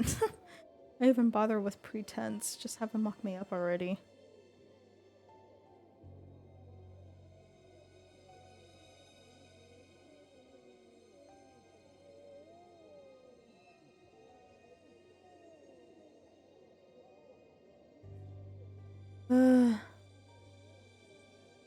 I'm gonna do this one. What would have happened if I'd say yes? If I had said yes?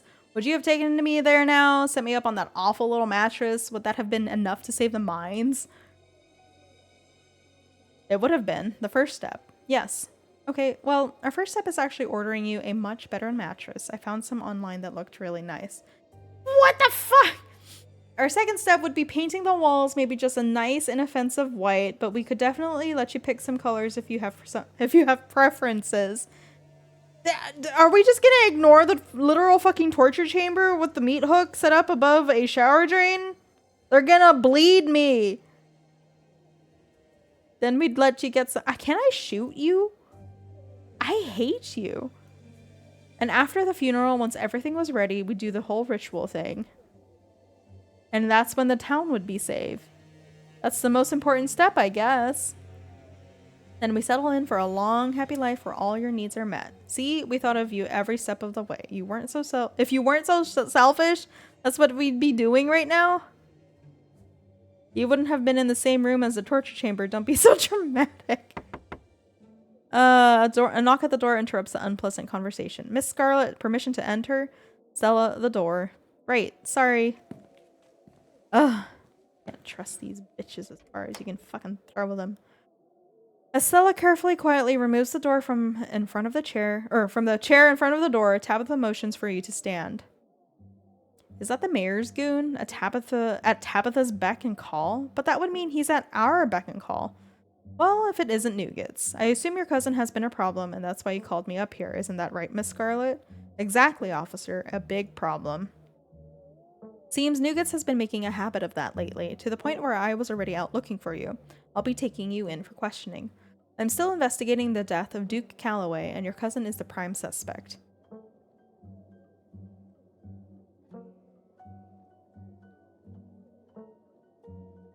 Fine, there are some things you should see at the estate.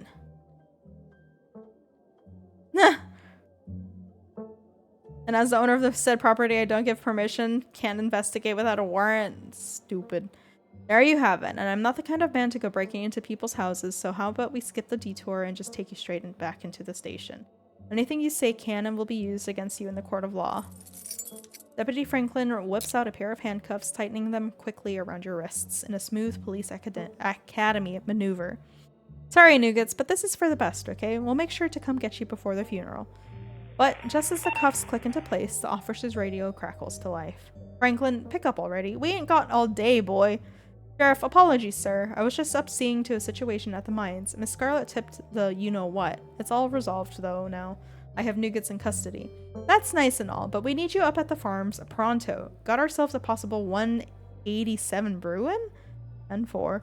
Wait, a 187? That's a murder! Ma'am, we've been over this before. Please stop listening in on police frequencies. Alright, kid. I don't think I've got the time to take you to the station, so you'll just have to cool off in the back of the squad car. Wait, No, you've got to be kidding me. You're going to take my cousin with you to an active crime scene? That's not why I called you. You can't put my cousin in danger. Do you hear me? Oh, you care about me now? Franklin, quit pussyfooting around up there. We need you here ASAP. 10-4, Sheriff. I'm afraid I have to, ma'am. If Nukas is a threat to the safety of the town, it's my duty to make sure that threat is contained. Then I'm coming too, and I'll be taking my own car so you can't stop me.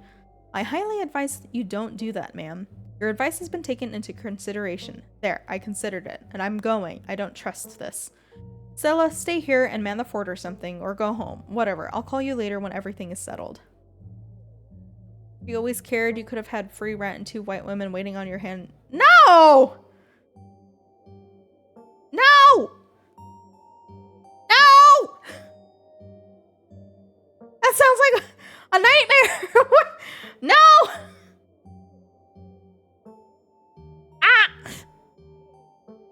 Ah! No! You think it could be... Could be what?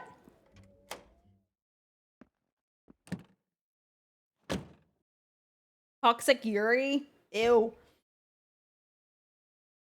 Their voices go quiet as Deputy Franklin drags you out of the office and out towards the squad car. Some people get the world to fall into their lap and throw it all away. I don't want to, like, beige aura white ladies to like try and wait on me hand and foot. No, thank you. And yes, I did say that. Beige aura white ladies. Ugh. You are deposited in the back seat, the door slamming harshly behind you. The issue at the mines has been resolved, Sheriff. I'm en route. I need women with spice. Exactly! You right now? Hang on, let me look at this.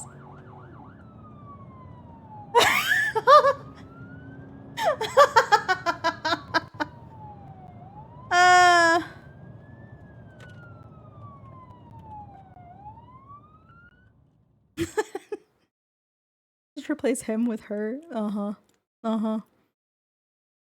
I already have one white man or one white person in my life that I need to be happy for the rest of my life. And he ain't no beige colored or aura colored person. He fills my life with spice and happiness. Thank you very much. And before I gush about my husband for like 3 hours on stream. I don't even know if Chris is listening. Hello? What do you have against beige colored people, News? Hi, Chris. Freudian slip of the century. He is beige colored. Chris, are you beige? Franklin starts up the sirens. They blare as he pulls out of the mine, speeding down the road towards whatever emergency is underway with you in tow. Dark and creamy. You can't type that in this channel or this chat without explaining what is going on. And in explaining what that inside joke is, you'll reveal just like how stupid your coworkers / employees are. And I know that your employees are most likely not gonna ever see this clip, and y'all can't tell, but I'm like rubbing my forehead right now. But in the event that Brian ever sees this, I love you with my whole entire heart, Brian, but what the actual fuck? No, you explain. This was your employee / coworker / friend that messaged me on Discord in the middle of the morning saying, here, I'll pull it up. I'm not going to explain the joke. This is literally what I received this morning at 9:46 a.m. Central Standard Time. He said, please walk to Chris's office and ask, so, dark and creamy, huh? No context. And I did so, and he was on a Teams call with Brian and one other person, and I said it, and all I heard was, like, laughter coming from the speaker. Anyway, I am faffing around again. This is possibly one of the few times he has ever been able to do this, and despite his sunglasses and stiff demeanor, there's definitely an excitement in the way he cruises around the treacherous mountain turns. Gotta let the man heal. As the car pulls up to the farms, you feel it again. A tingling at the back of your skull, an urgency, almost like a hand pressing you gently forward, with the threat that it might become more forceful if you don't comply. Like so much crying. Crying that can only be stopped if you tend to it. There is definitely another stone here. It's getting harder to ignore them. Is this a... No, it's not, I like my women, like my coffee joke. It's not. Deputy Franklin gets out of the car, leaving you in the back as he joins the assembled crowd. Alright, Sheriff, what's the situation? Beau got tired of waiting for y'all to come do your job, so he took it upon himself to go investigate the Tremaine household, and he ain't come back out, and it's been hours? Irma, I'll do the honors of briefing the officer on our current situation. You can go back to the house and let us handle it from here. But y'all don't know about all his traps and whatnot. Duke was always saying not to go in there on account of the Tremaine insanity. It's alright, ma'am. We're the police. Facing dangerous situations is our job. The woman, who you take to be Beau's mom, reluctantly returns to the porch of her house, watching the other buildings intently as the officers talk amongst themselves. Franklin, you're with me. We're headed on in to get a handle on the situation. Derrickson, you listen in from the squad car. Hopefully we can settle this without you, but you're our backup if things go south, alright? Yes, sir. Think there's any hope for the hostage? Been awful quiet. If you ask me, I don't suspect there is a hostage, not anymore. Or we'll more likely be giving the doc a call once this is all settled. With a tip of his hat, Hugby signals to Franklin, and the two make their way up the hill towards the farmhouse. Hey there, Nougats. Sorry you had to come along for the ride. We'll have you back at the station soon enough. It sounds like this won't take long to settle. In the meantime, I'll keep you company. The thing calling out to you is starting to lose its patience. You need to find a way out of here before it gets angry.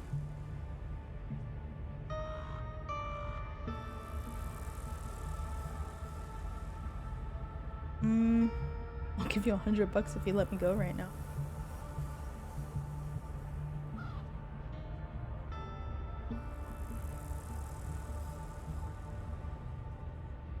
You don't really think Beau is dead in there, do you?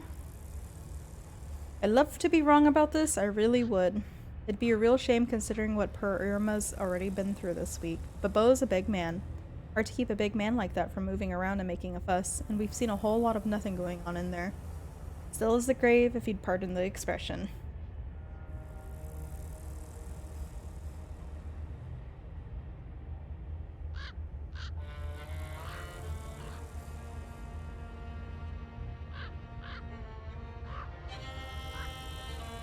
I haven't done anything wrong.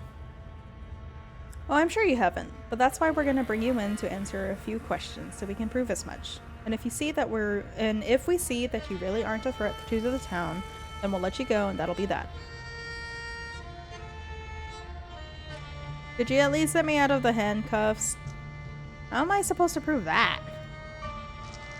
You just gotta trust in the system. We'll get to the bottom of things, it's our whole job. But you can start by sitting quietly while we wrap up this particular investigation, or we might get you on obstruction of police activities. Who's to say? Ah! Okay. Fuck you, I guess. Fuck all of y'all. Nothing else to do but wait. There is a sound coming from the house on the hill, shouting, angry and panicked. A frantic voice crackles over the radio. Derrickson, come in! The sheriff is down! Those damn traps, Irma wasn't kidding! Keep it together, Franklin. Is he breathing? What is the status on Tremaine and Calloway? Something in the basement. Going down now. You hear an ungodly noise over the radio.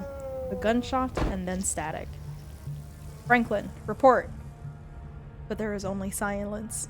Damn it, Franklin. Deputy Derrickson hesitates briefly outside your door, as if hoping someone might leave the farmhouse without his getting involved. But after a few seconds, he's headed up the hill, yelling something to Irma. Oh, hi, Wayne. Then a figure appears outside of the car door. A moment later, you hear the click of a lock. Time to go. You get out of the car, your body moving on instinct. The stone is louder outside. Its song is buzzing in your ears, drowning out the world, calling you up the hill towards the old farmhouse. Will you come with me? You come with? That's all you're able to sputter out. The buzzing drowns out your words. You can almost feel it pulling, your feet aching to move. Wayne reaches out, touching your hand. His fingers are stiff and hot with infection. Oh. I'm sorry, Nougats. It's more dangerous for me than it is for you. I can't. I really would have preferred it if we could do all this together, but the witch started it early. I should have known she would. The handcuffs fall away from your wrists. You weren't paying attention to what he did to make that happen, but it doesn't matter. You have somewhere to be. But she's at her most vulnerable now, and she won't be expecting you. So go on. I'll be watching. Nothing bad is going to happen to you. He gives you a hard shove forward, and then he's gone. Hey! What the hell just happened? Was that Wayne? But you don't have time to respond to your cousin. Today's event has already begun. And yet, you're interrupted by yet another car pulling up to the scene. Tabitha, Irma, Nougats, I've got paged by the sheriff. What the hell is going on here? Where are all the cops? Talking is just noise. Their words don't matter. There is a humming in your head, almost like a voice, when you can just barely make out. But you know it will be clearer the closer you get to the stone. Water break. 1 second.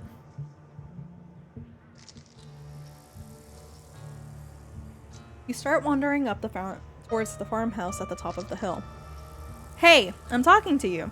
Oh, come on. She's headed to Julia's. But you continue forward. You barely even notice your hand slipping over the doorknob. And now, you're inside. Oh, fuck. Oh, fuck. Let's investigate. Whoa! Alrighty then. Wow. I'm gonna take another sip of water.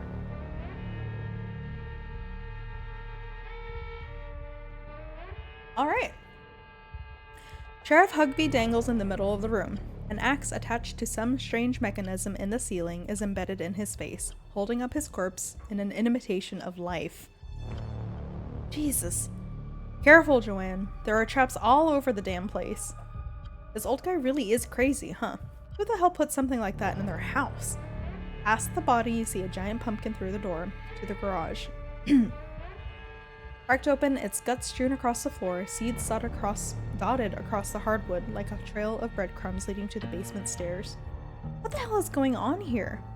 Derrickson, is the doc here yet? We need a medical professional down here. His voice is coming from the basement. That's where you need to be. He's been shot, Joanne. I think you better call somebody. The doctor's here? Julius, you should let her come down. You don't really want the officer to die down here, do you? Huh? Who's speaking? I'm not the one blocking the stairs. I'm not the one you gotta convince. It won't be blocked for you. The stone wants you here. Everybody shut up. Avery, that's your name, right? Get pressure on that wound. Yes, ma'am.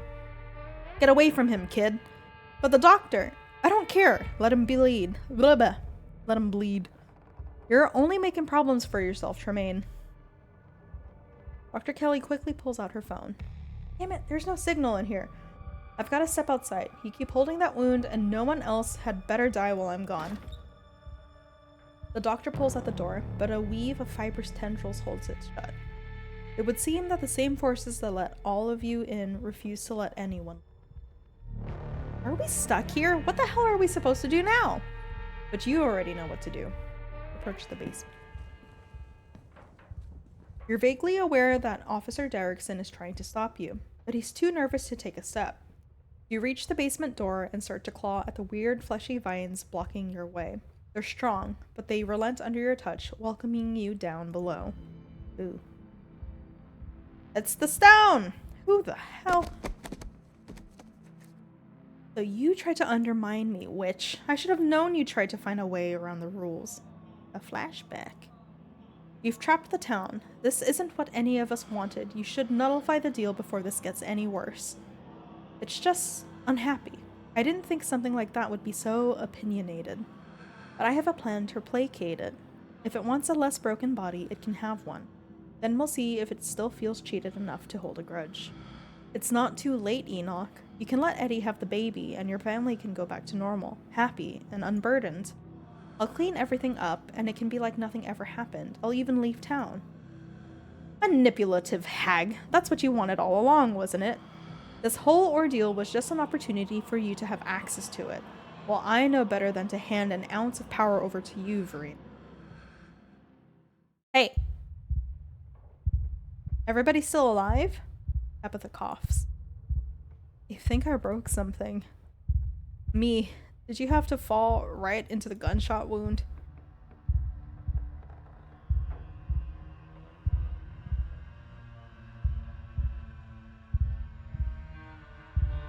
Witch. Verena. Who the fuck is Verena? Only witch I know about is Sybil. As if she hadn't already fucked this up enough. She's got another thing coming if she thinks she can go back on our deal now. I'm getting what she promised me. Whatever she sent you for, I'll shoot you before you do it, so don't even try. Hey now, nobody has to get shot. Nobody else, I mean. Sorry, Franklin. What are you sorry for? You weren't the shooter, or the one who got shot. Oh!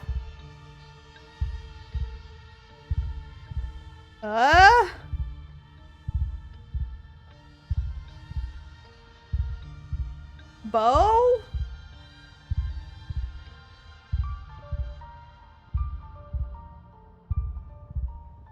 Oh. Your vision finally focuses, and your mind is once again your own. Avery watches you furtively from across the room. The man, Julius, holds a gun in a silent threat. Franklin clutches at a nest side, blood spilling out onto the dirt floor of the unfinished basement. And in the corner is Bo. Oh, it is moving! I thought it was a trick of my mind.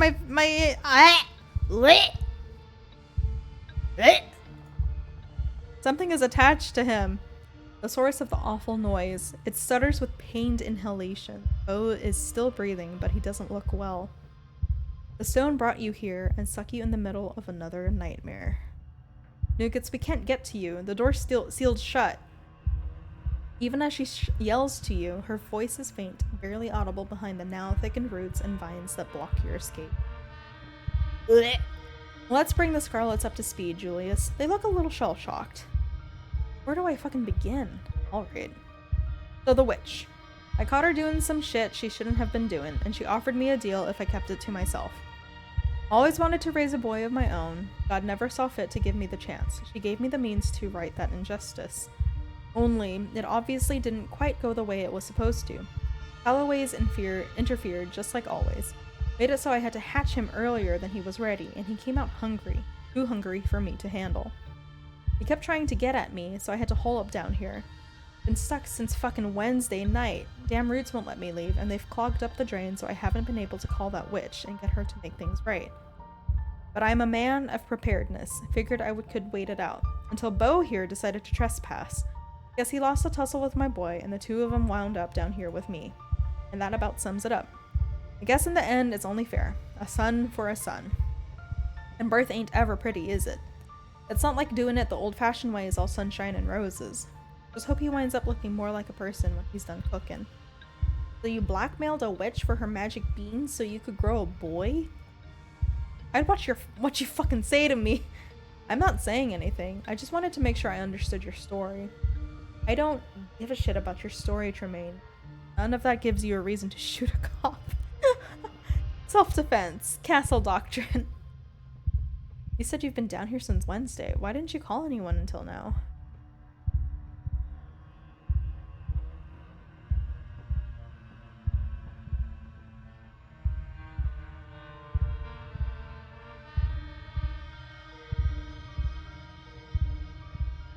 Because this was my business. You city people have no true concept of privacy, do you? But I'm not so prideful that I can't admit this particular situation got out of hand. It's that damn witch's fault. She knew this would happen. All this was a long con to get me out of the picture. I'd bet anything. Part of me only wants to survive all this unscathed so I can rub it in her face. I've just been dropped into the middle of a situation without any context. Avery, what the hell is going on down here? You don't have to answer, kid. I don't need my business explained to every stranger who decides to pay me a visit. So Julius hatched a baby out of the pumpkin. The really big pumpkin? You Probably saw it upstairs, and then he was stuck in the basement for a couple days while it was upstairs crawling around looking for food. Then, unfortunately, Bo showed up. All I heard was some yelling and crashing around there, then I wound up with this shit on my hand. So I called the kid to come try to help me sort it out. That's me. Julius thought my plant expertise would come in handy. Can't say it's been that helpful though. I feel like the baby is freaking out more than ever. Getting it out of Bo without killing him doesn't seem or possible. Would have been easier if everybody in town hadn't decided to show up uninvited. Yeah.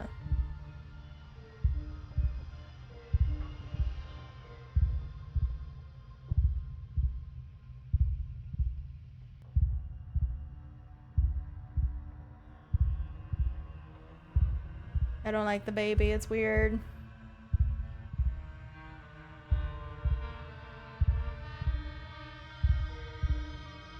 Oh, can you hear me? Are you alive?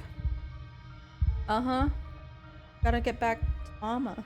Oh, worrying about me. I think I can see it. Look, all those bumps under his skin. That thing really did go deep. That thing is my son, and you'll address him as such. Oh god. Sorry, Julius. Listen, clearly you need something. You woke up talking about the witch. You want to know where she is? I can tell you how to find her. If none of you does anything stupid, then I'll tell you what I know. Sound fair? Ew. I don't like the noises. The noises! Conversation is interrupted by Bo shifting uncomfortably as the creature lets out a guttural moan. So what? We're just supposed to wait until the Calloway kid dies? That's exactly right. My kid gets born and we all forget this ever happened. I'm gonna talk about the witch.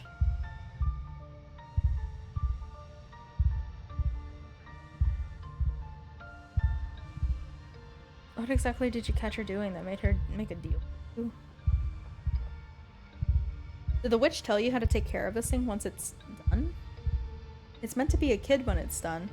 Other people seem to figure out how to raise those all the time. Don't need her giving me parenting tips. Most babies don't eat people to live. This doesn't seem that unusual to me, actually. Isn't this kind of what babies do to their mothers? It's not like they're eating takeout in there for 9 months, you know? Exactly, what the kids said. Yeah, the inside of a pregnant lady looks just like that. You two aren't crazy at all. Okay, a few less roots attached, sure, but other than that, not far off. Parasites, they are parasites! What were the terms of this deal you made with the witch? When I caught her doing what she was doing, she offered me this ritual thing in exchange for my silence. Offered it right away, like she could just see right through me, exactly what I wanted most. I suppose what she didn't know was I'm not the kind of man who turned somebody in anyway. Her business was her business. She didn't have to bother giving me some recipe, cook a boy from dirt, blood, and pumpkin seeds. I took it anyway. Then I just sat on it for a while, till a moment of weakness. What was the ritual? Did you do something to Duke Pumpkin? It wasn't his damn pumpkin. It was on my property, and the only reason it got as big as it was is because I fed it my own blood every night since the day it was planted. Bleeding on the dirt like some kind of Satan worshiper. If that don't make it mine, I don't know what does. God knows I felt crazy doing it though. But I'm not proud to say my judgment was a bit clouded. I was in a bad way. The thought of bringing a boy into the world was just about the only thing that made me feel like I should stick around. That's so selfish though. You shouldn't bring a child into the world just because you want a child. Like, come on. Especially as fucked up of a town, Scarlet Hollow. Not that any of you need to know about all that. Only serves as an explanation as to why I trusted her in the first place. How do you get in contact with the witch? That I do. This all sounds ridiculous to say out loud, but you know about her. So you better believe me. I'd use this faucet here. Fill up a Pepsi bottle or whatever I got on hand, put a little note in there, and she'd make her answer known. Like the bottles I found inside of the desk. It's fed by natural spring water. That's her preferred method of communication, like her internet, I suppose. But as you can see, it is currently out of order. I tried earlier, but my boy's got his meat all in there. We won't be getting a drop out of it until he's calmed down. Ew. Bo squirms with discomfort. The baby seems to be digging deep. Oh, I hope I'm entertaining enough while y'all eat dinner. I really just want to ignore the crazy parasite baby fetus thing. It's disgusting.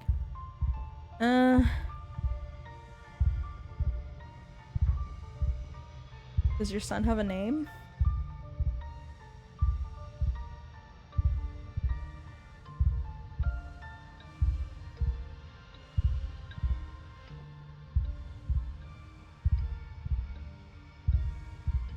You don't name a kid till after it's born. Even I know that. Bad luck if you do it early. Okay.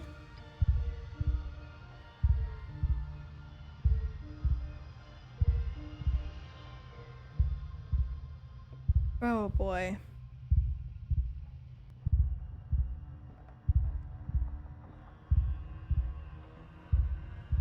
Have you thought about what happens after this, Julius? The sheriff's dead.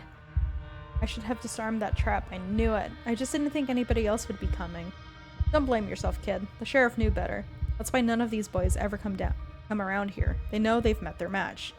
And to answer that thinly veiled threat of yours, I can't say I give much of a shit. Right now, in this moment, I'm here, and my boy is here, and we've got our happy little family. Happy? You're gonna be tried for murder, Tremaine.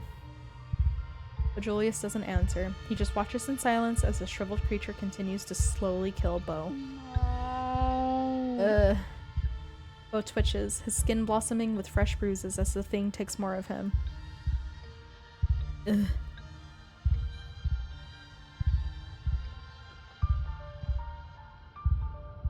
I don't wanna...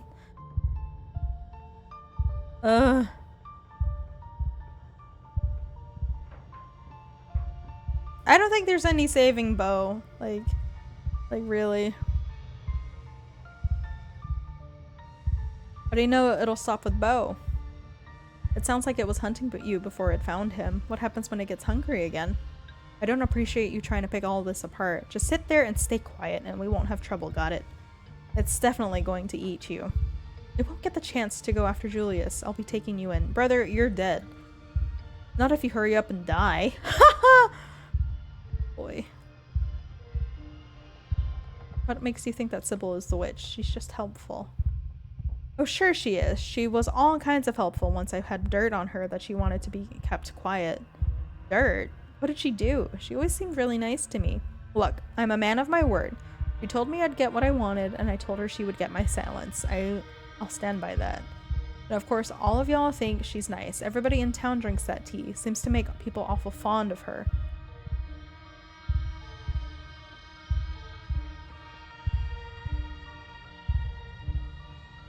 We need to get Franklin to Dr. Kelly. You can wait a little bit. He ain't bleeding that bad. It feels pretty bad, Tremaine. You really want... He coughs, wincing.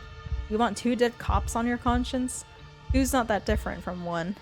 Not like any of you ever did me no favors anyway. The things under Bo's skin shift, writhing in an imitation of clenching muscle. Oh no. Bo! I don't know if you'll have noticed, but he's like literally being digested in front of us.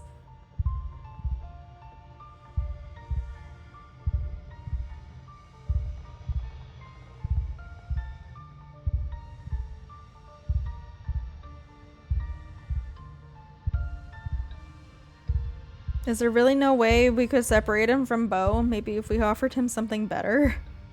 This ain't a debate. Shut up or I'll shut your mouth for you.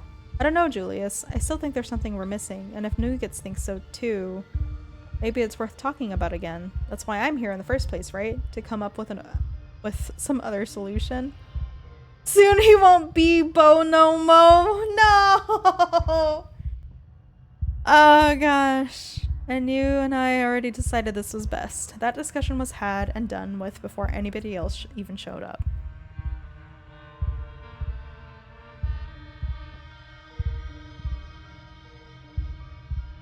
And what exactly happens after this thing is finished? Do you think it's going to be a normal kid? Would you say that about those little premature babies they keep in incubators? We don't know what he's going to be or what he's going to look like, but that don't matter because he's my son and I love him. And I know he'll get big and strong if he just gets himself enough food. Even if he doesn't change, he's kind of cute like this and What? He's attached to somebody! Somebody that you knew! Somebody that's actively dying in front of you! And you're calling it cute? What? Definitely weird, but cute. I'm fully set on just letting Scarlet Hollow fall into an abyss and like being consumed by the darkness or whatever. I don't give a flying fuck about any of these stupid fuckers. Oh my god. Bo seems in a bad way. His eyes are glazed, his jaw slack except for the roots of the childlike thing are holding it in place. His body can't take much more.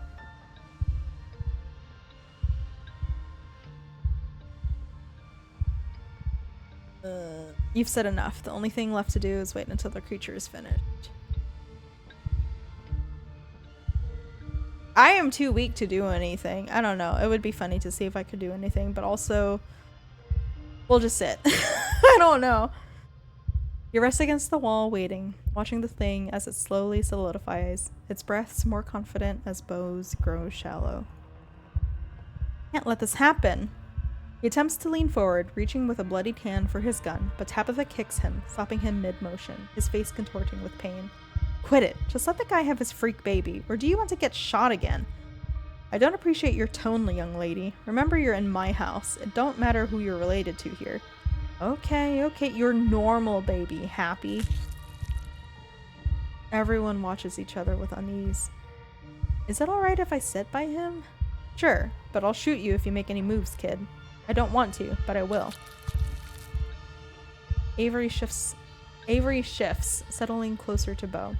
They take his hand in theirs, which doesn't seem to do anything to comfort the man as the roots sink deeper, taking more. I'm sorry, Bo. It'll be over soon, okay? You're not alone. Nobody should die alone. I can't die. No, Bo! I can't die. Mama would be sad. But he does. The thing finally pulls away from what's left of Bo, and in place of the dead man's breathing is its ungodly cries fill the room. Ugh! The cute babies don't consume the life force of people, so yeah. Shit's alright, boy. You just killed a man. No, I watched him die. I killed you, or at least I will have if you ever finish dying. Oh. The creature's connection to its womb has been severed, and the house groans unnaturally, straining under the weight of the meat that infiltrated its walls. The faucet in the corner of the room finally unclogs, bursts to life, and water pours out onto the dirt floor. You wanted your witch? Well, here she comes.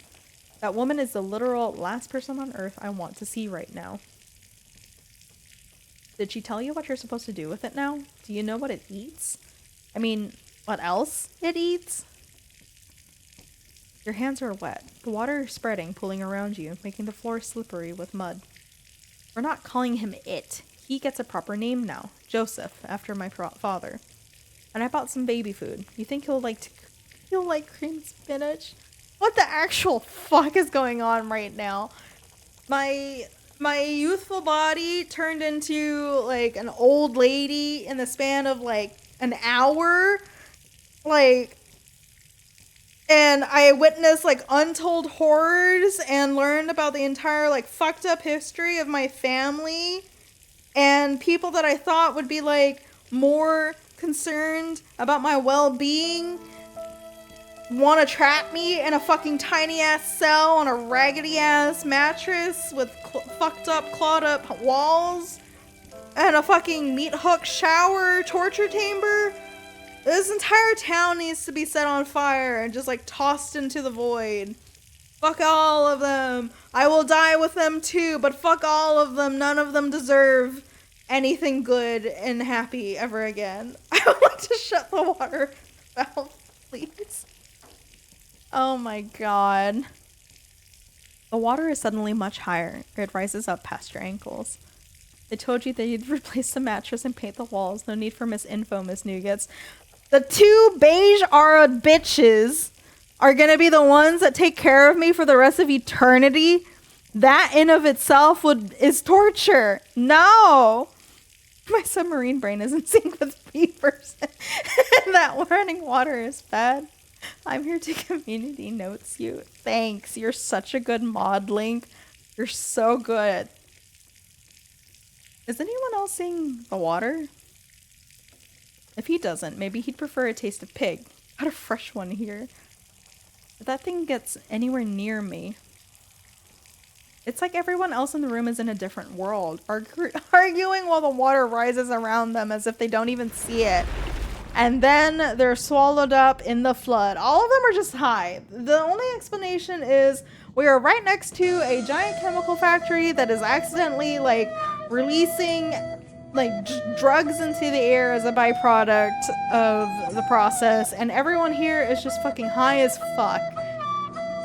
Like, what is going on? Oh my god. You feel like you're choking. There's water in your lungs, or there should be. Your ears are filled with the sound of a rushing current. Is this the flooding trainer? Because I'm triggered. It's cold and dark, and there are people screaming somewhere. Oh, it's all dolls. There are bodies in the water with you. They are all dead. 1,000 corpses, 1,000 homes, all torn to pieces. I can isolate the flooding. I will repair the pipe. But the flood recedes. It hasn't happened yet. You are the mother of a daughter, and your daughter has told you about her terrible dream. It's going to kill everyone. You are not the one who had the vision. Not yet. It has only been described to you by the daughter you have been teaching, as your mother taught you. You're the only one who can stop it, Mother, but you won't be strong enough. Her words are heavy.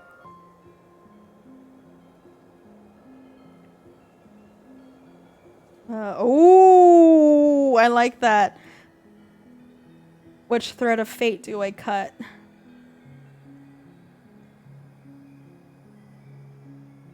Ooh. The village is doomed then. I'm gonna use the word again, the forbidden word, Link. Are you ready? Genuinely, I want to use this, or choose this.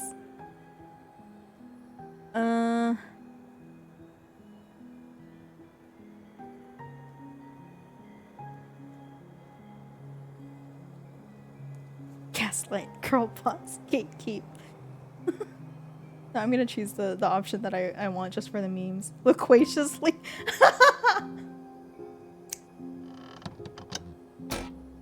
No, I've seen a path forward. The only path that doesn't end in death.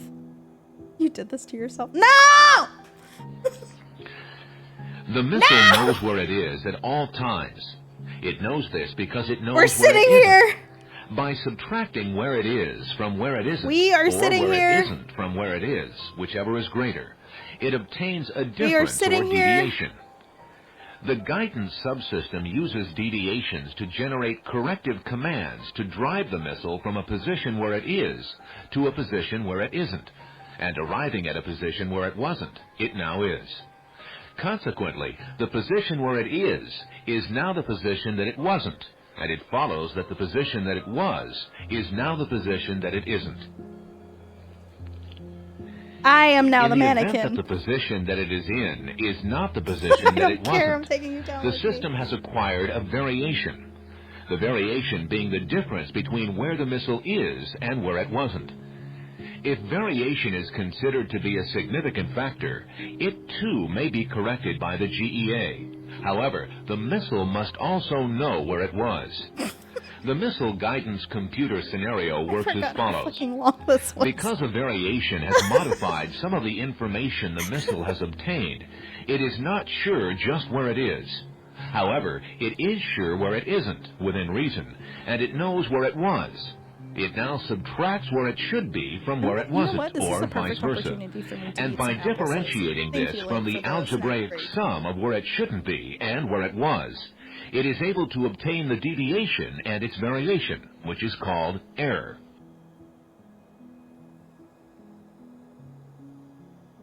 Okay.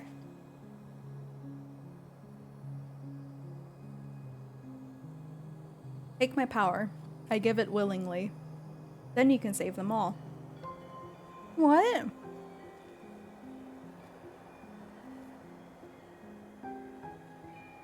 I will not destroy my own daughter. I won't be destroyed. I'll be with you, the same as I was before.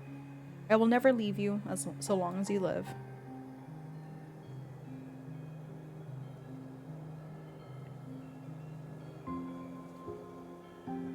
So, y'all know the trolley problem? If it was like Chris on one side and like, I don't know, 100 people on the other side, and I had to choose between saving Chris and like saving 1,000 people, y'all know what I'm choosing every time, right? Like, call me crazy or like whatever other words you wanted to use to describe. I'm saving my family and the people I love. Like, I don't know. And honestly, if somebody else was in that same situation where they had to choose between saving me and a whole bunch of people they don't know versus saving like someone they genuinely love and care about, I would not be mad at them for choosing the person that they love. Like, boop. You deny your daughter. The flood comes, and despite your best efforts, the village is swallowed, 1,000 bodies and 1,000 homes. But that's not how it happened. This has already come to pass, and there is no changing it now, no matter how much you might wish it had all gone differently. Really? It's making me choose it? Oh, fuck this game. You accept your daughter's decision. She's not the child she once was, and there's a confidence in her that you have no choice but to respect. You take her back. Her power becomes yours. Hey, just double checking. You cleared your calendar for dinner tomorrow night, right? I'm dying to go to that new place. Like, I can't.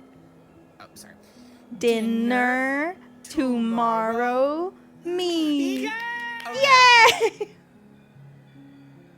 The flood does not come. The village is saved, and no one ever knows the sacrifice that was made for their lives. No one but you. Years have passed. You outlive everyone you used to know. You move on. You meet new people. You start a new life. You have another daughter. This time, the vision is yours. The piece of your first daughter that lives in you shows you what is coming. Rotting bodies in the streets, the smell of sickness on the wind, church bells ringing for an endless parade of an entire city whose gates will never reopen, everyone inside the walls falling to the curse of plague. And you are among their numbers, your body no longer strong enough to heal even itself. You are not enough to stop it. Not as you are. There is another path, a narrow thread. If you were stronger, you could tug at it and unravel the tapestry of the future. Mother, what's wrong?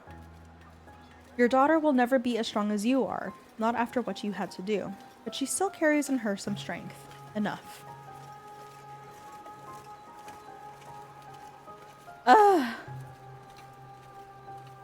Gonna make me take my daughter back. I'm gonna explain it to her. Like, what is the utility of these choices, bro? Welcome to the game that is Scarlet Hollow, and also Slay the Princess. Yeah. Oh, boy. You tell her what's coming. You explain what she has to give up. What you both have to give up. You love your daughter, after all. You will miss her, as you miss your first daughter. This is an accurate depiction of what I am right now. Or how I feel right now. Thank you, Cat Kisser Miss. She is angry.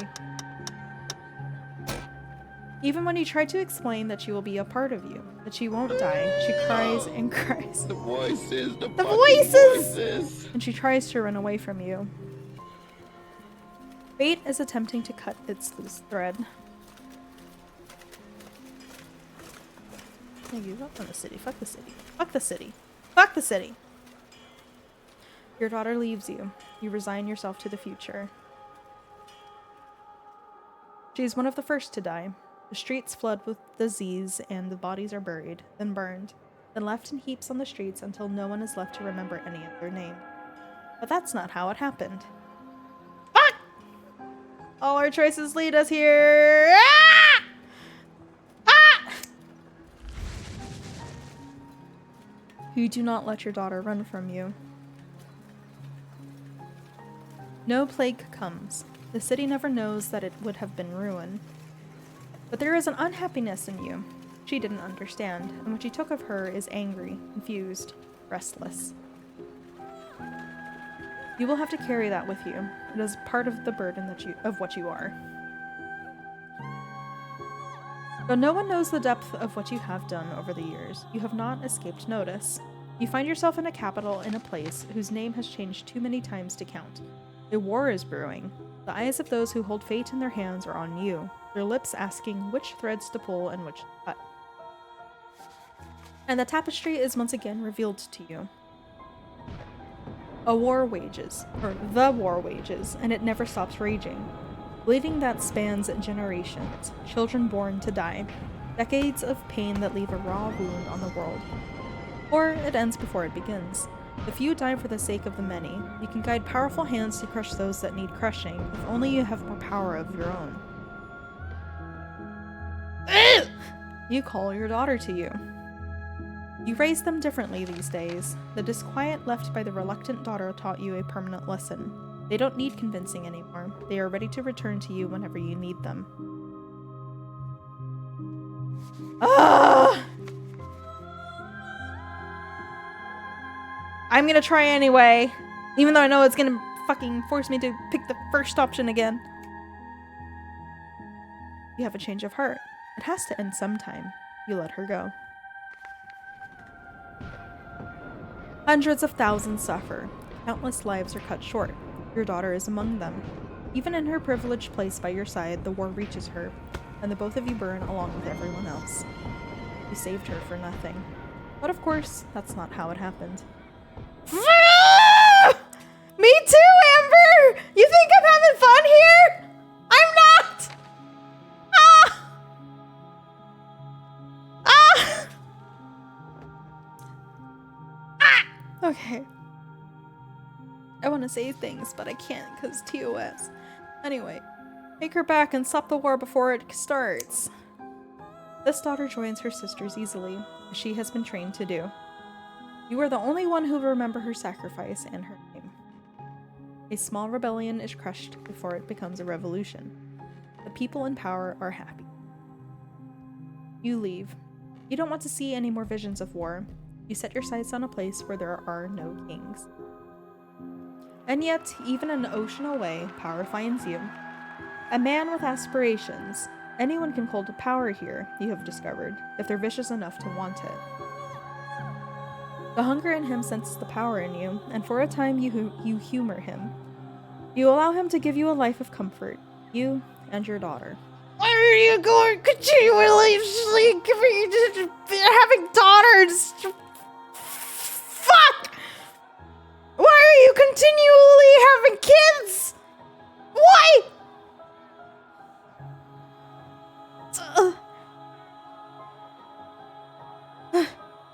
This makes me yearn for the soul-crushing pain of getting wrecked by right? Mood. Chris doesn't know about the endings or anything beyond like Act 1 and the beginning of Act 2 of Expedition 33. The hunger in him senses the power in you, you and your daughter. Blech. Yeah, I wouldn't stream without me screaming working, because I need you to, I need y'all to see the shaking when I scream. It's the only way I can accurately portray what I look like when I'm screaming out of frustration or fear. I worked very hard on it, probably for like an hour before I started streaming. I'm so mad at this game right now. There are some character stories in Expedition 33 that— Yup!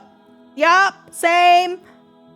You don't see a future where he ever grows more powerful than you can manage. Not until the vision comes. A war like none the world has witnessed. A fledgling nation devoured in the nest. A man who sits on a throne where none was meant to be. The world under his cruel fist bowing to its crushing weight. The very ocean stained red by his influence. He is already on his way, you realized too late. You have been too close to him to see it. Your choices have already narrowed. The war is coming whether you strike now or not. The loose thread sticking out from the mass of blood with you too weak to grasp it. But you have a daughter. You always have a daughter until you don't.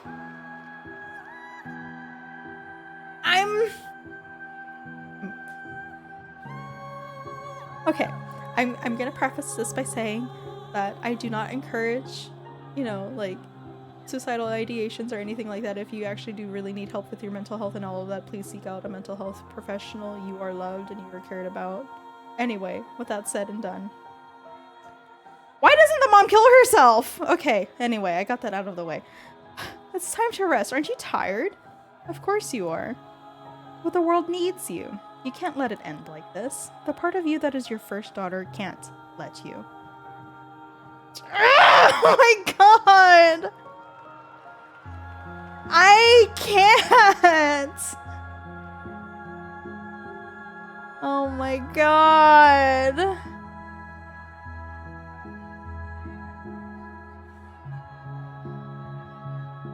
This just reminds me of those, like, videos and shit that I've been seeing recently, like, online and on TikTok and everything else, where it's like, if there were, like, two doors, or if there was, like, two doors in front of you, one of them was, like, guaranteeing that your future was full of nothing but happiness and, like, happiness and health and everything that you ever dreamed of. And then the other door was, like, choosing to have never been born so that your mother could live the life that she had always dreamed of. This is just, like, reminding me of all of that right now. Oh my god. Take her back and erase the man before his name can mean anything. Why is it your job to take care of, though?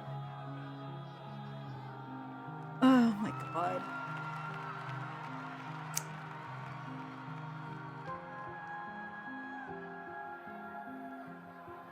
She joins her sisters, as is her destiny, and you remove him from the world.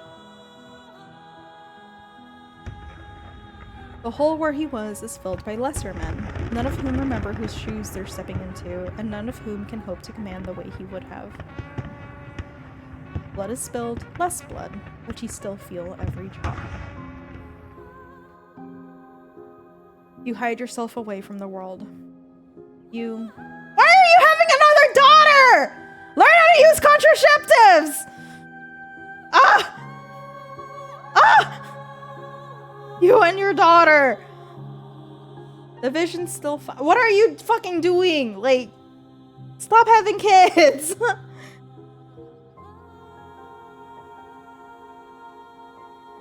Oh my god. The visions still find you, but here they are small. The decision's simple. You can make them all the same, helping where you can.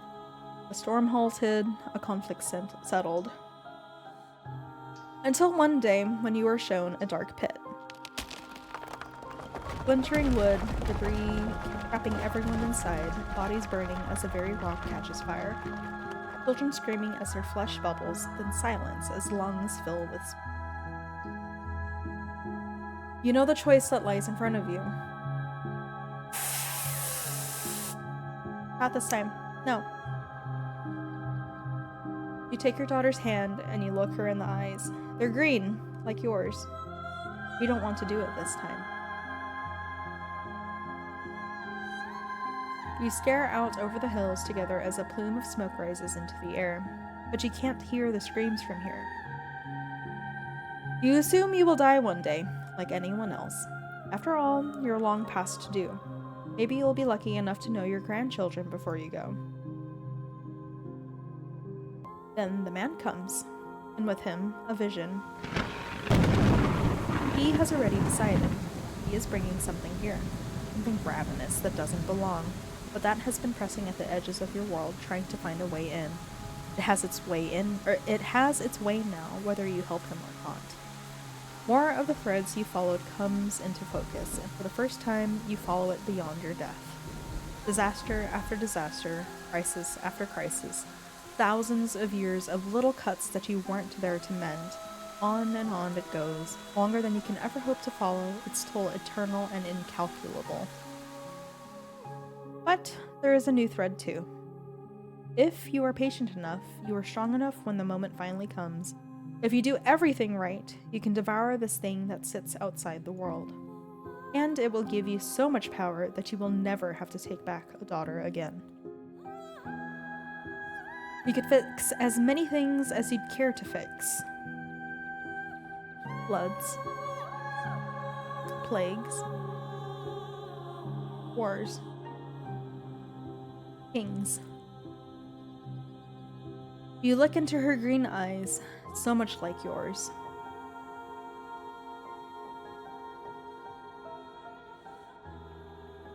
No! But you did. Fuck! Take her back and summon the entity into the world. You welcome her back, and as you have with every daughter before her, and you help the man. He is arrogant. He cheats the thing from another world in every way he can. He wastes your time. There will have to be more daughters before the day comes that this will be over. The days and daughters come and go, and you are very patient. You have to be. If you're to stop the hurt that would scar a world without you there to guide it. And now, you are here. On the cusp of the end, the final daughter. Nougats! Tabitha! Eye. Tabitha wipes her wet cheeks, doing her best to hide her tears before anyone notices them. What are you two doing here? Are you real? Yeah, we're real. Are you? Thank you! That's exactly how I feel too! Oh my god. Stop helping men who clearly are unworthy of power. Exactly! Men lowly. Lowly. I don't know. Probably. I wasn't expecting anyone to see me off. I especially wasn't expecting the two of you. So that means you've made up my mind? Yeah. Don't try to talk me out of it. It won't work. You're a good person, Kanika. I hope you know that.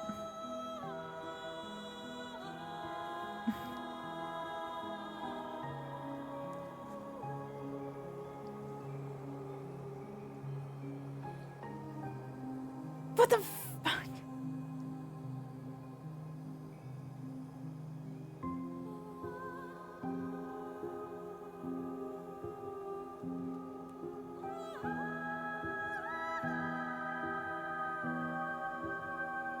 What is she even trying to protect then? Do you even know? That thing that Enoch brought? Whatever it is, breaking out and causing havoc, and all those disasters my mom would be able to stop if she takes its power for herself. She'd be able to fix the town and make it so people can actually leave again. Ugh! Nougats, don't you want that? We could forget about everything that happened earlier today. Things could be okay between us. No! I forgot you. I can't believe it. All day. It's like you just didn't exist. That's weird. I can't even remember that I forgot about her. Yeah, it's part of all this. Soon enough you can go back to forgetting, and it'll be like all this never happened. You won't even be upset about it. Ah!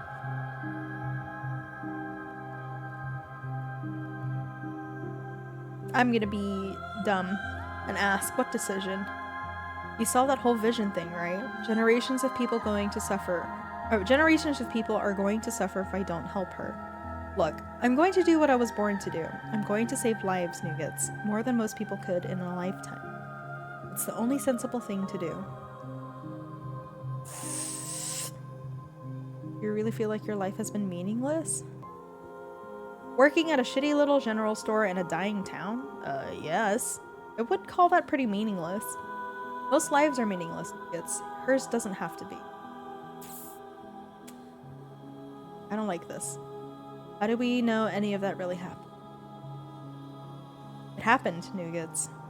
Which means that if I don't go through with this, I'll know everything my mom could have— oh my god. Which means that if I don't go through with this, I'll know everything my mom could have stopped will be my fault. I don't have to do this. I don't have to do this, Kanika. Yes, I do. You saw what's going to happen if I don't. What am I supposed to do? Go back to my normal life after this, knowing how many people are going to suffer through the generations because I was too selfish to save them? How could I ever live with myself? Abatha tenses. Another tear making its way down her makes its way down her cheek. Oh my god. Nuggets, she's right. We have to let her do it. But don't try anything. I don't care if you think you're being a hero. This has to happen.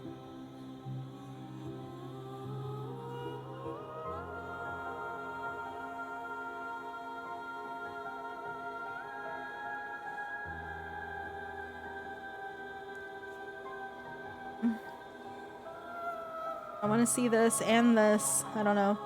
Tabitha, how much did you know exactly about our family's history with all this? Please don't ask me that. You know I can't give you a good answer.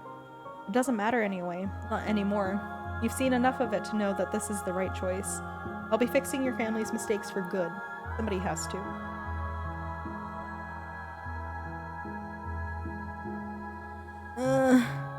But I don't like that Kanika is trading her whole life for someone else's goals. It's not fair. Her life has value. I don't care if you're a college dropout working a dead-end job in a dead-end town. You still have value. You are allowed to take up space. This is a message to all of you. You are allowed to take up space. You're allowed to have needs and wants and dreams, and you're allowed to feel all of your feels. Oh my god, I hate this. I hate this so much. I think I'm ready to stop lying to myself that I'm going to amount to anything on my— yeah! This is the most important thing I could ever do. It's more important than what most people do in a lifetime. God. Damn.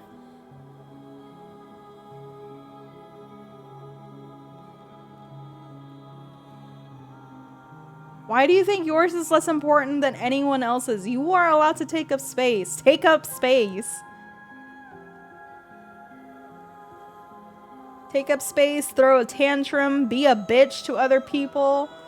Like, ugh. I don't. I just know I'm in a position where I can make a difference, and this is how I do that. And I'm just one person. We're not talking about trading one life for another. It's so much bigger than that. Nuggets, for the love of God, cut it out. This doesn't need to be any harder than it already is. No! Ah! No! Quiet, dear. There's no need to let Nuggets talk you in circles. You already know the right answer, remember? Wayne, where are you? Kill the witch! Kill the witch! Quit! Kill her! She's right here! Burn her! No! You're right. All of this needs to end. I know what I have to do. You know what fucking sucks? You see these fucking tendrils? These are the same fucking tendrils that wrap around the princess at the end of every ending for Slay the Princess, right before she disappears. Like, what? Ah!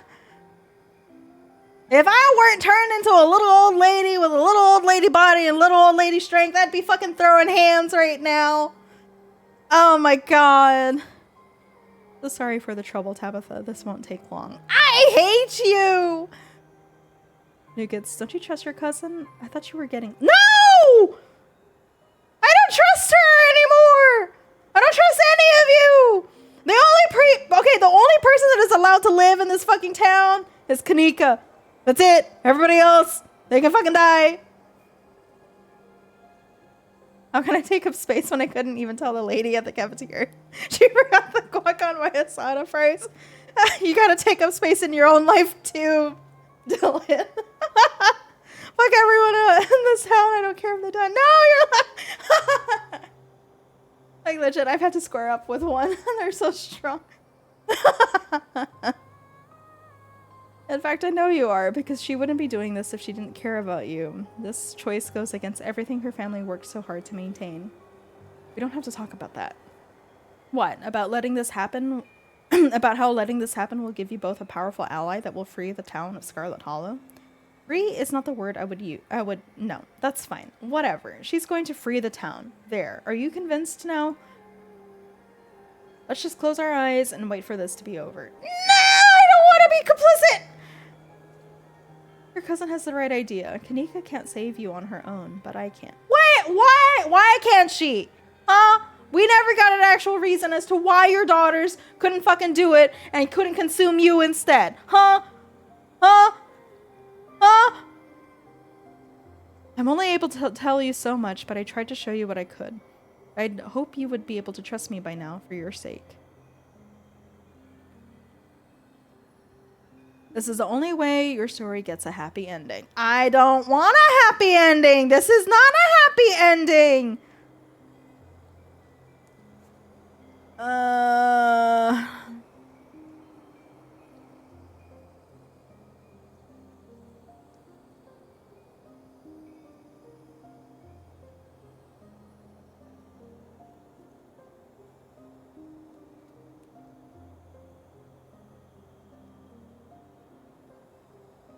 Fuck!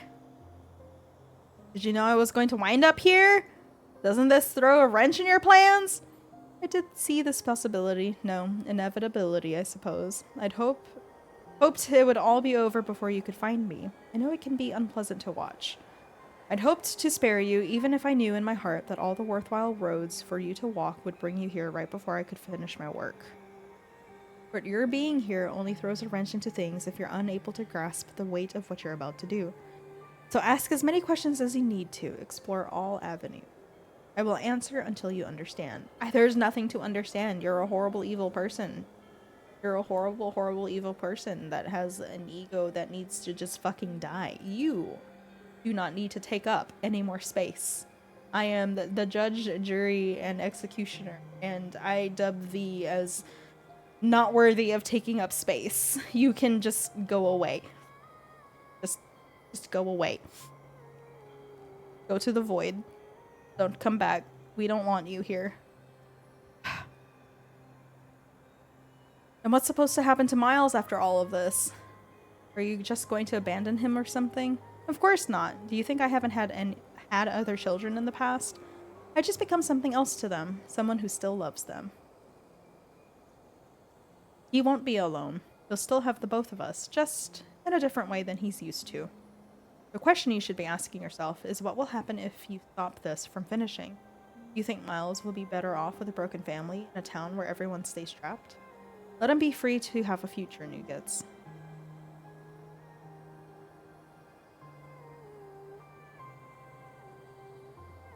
Why all this mystery? Those are the rules. Every bargain has its rules. What?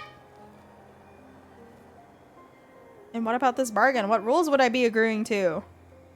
This isn't a bargain. I was always going to help you. After all, I intend to break the structures that have been holding everyone in place. I have no interest in building a new prison.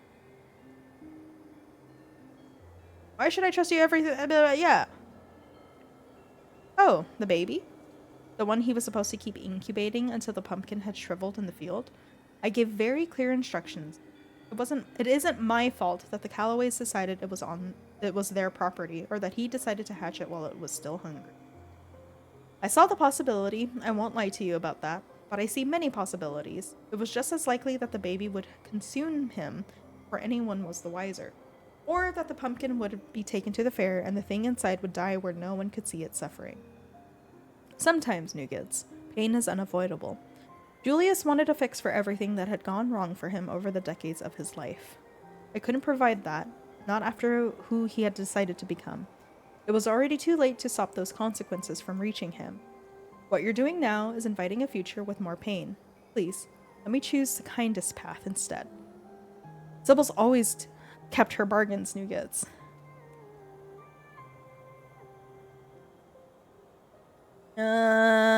Wayne is already going to take care of me. I don't need your help. Sybil flashes you a pitying look. Poor dear, do you really feel like he's the only one you can turn to? You think I've been manipulating you, yet that man somehow managed to earn your loyalty just because he's been kind? Kindness is easy when you're free to lie. Truth is what's hard. I'm giving you the truth now. You call this truth? It's the closest I can get to it. Yes. It's her life or ours? Is that what you're saying? That is a very distinct possibility. Yes. Though any harm visited on you won't come from me. You're in danger. I'm sure you can feel that. And I make a powerful ally. Oh god. Sybil, I don't feel super good about doing this. I know how unpalatable this feels, Nougats, but pull back the curtain and it's a far kinder choice than anything you've been party to this week. How does a gentle exit compare to locking Reese Kelly away in that tiny little room for the rest of his life? You think he'll ever be well enough to leave? Unlike Duke, who left behind a widow and a son to mourn him, Nika's memory will be but a passing breeze. There won't be anyone to hurt from him. Ah! That somehow hurts more! I don't like this. Even you'll forget her as soon as she's gone. The burden of remembering her is mine and mine alone. You courageously chose to free Charlie's spirit from the library, but at the cost of so many of your years. Have you stopped to wonder how many people you haven't been able to help because of your body's frailty?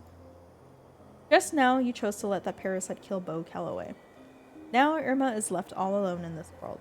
I don't think you've made any wrong choices, Nougats. Enoch's legacy has simply stacked the deck against you. My daughter is one person, and she won't die in the traditional sense of the word. She'll be here, with me and her sisters. It will be gentle, like stepping into a pool. All of these lingering threads left by your decisions can still be mended if you let her help me. Nougats, just listen to her, okay? Shut up, Tabitha! No one's fucking talking to you! Shut the fuck up! Ah!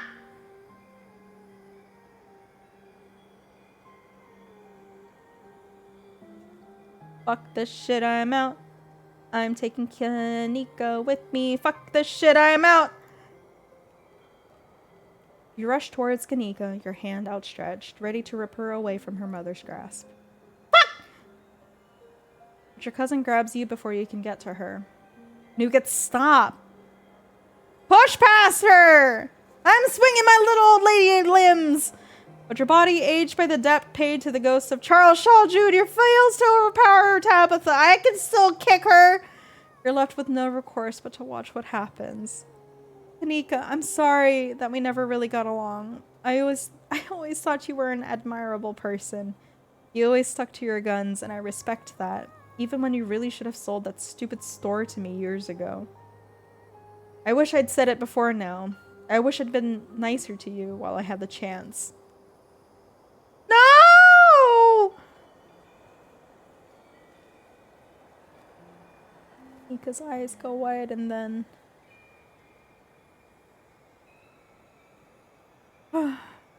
Tabitha wrenches free from your grasp, stumbling away. There, it's done. It's over. She tries to stealthily wipe away a tear. You're not sure why she's crying. No.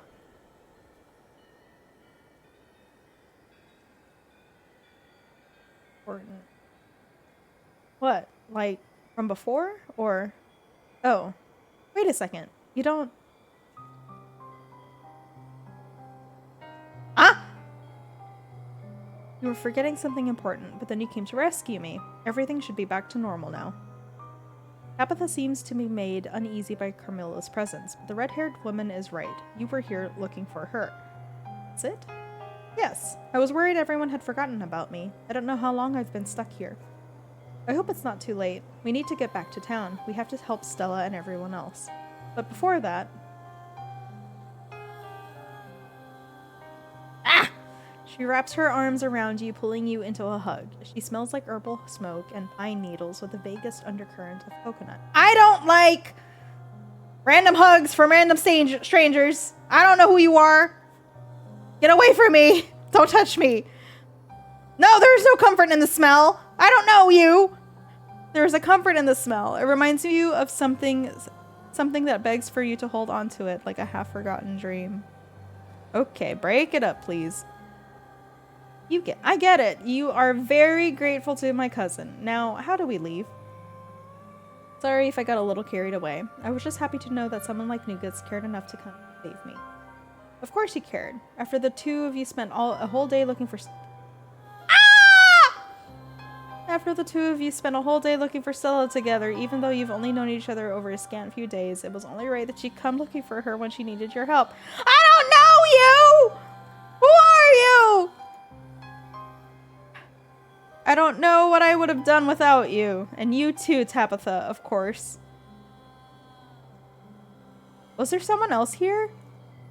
Maybe you're thinking of those figures, the ones that were dancing around the illusions? All of this was meant to confuse us. Don't let it make you doubt reality. What did I come to save you from? This place. It took me out of the world, trying to isolate me, erase me.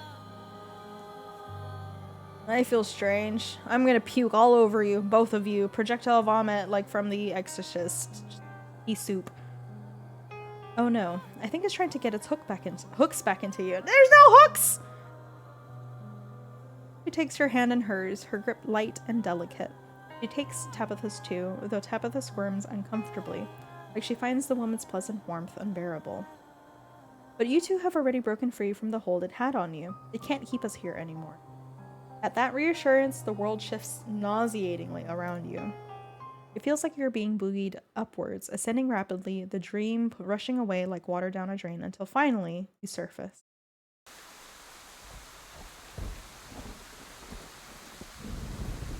I need a drink.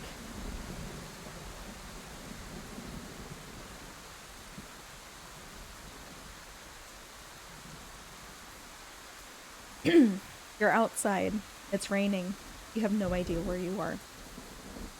Tulip! Janie! This is the end of episode 5. Only one major content update remains until the story reaches its conclusion in the final chapters. Stay tuned for updates on this final release by joining our Discord, following us on social media, or signing up for our newsletter. If you'd like to carry your progress over into the final chapters, please save your game now.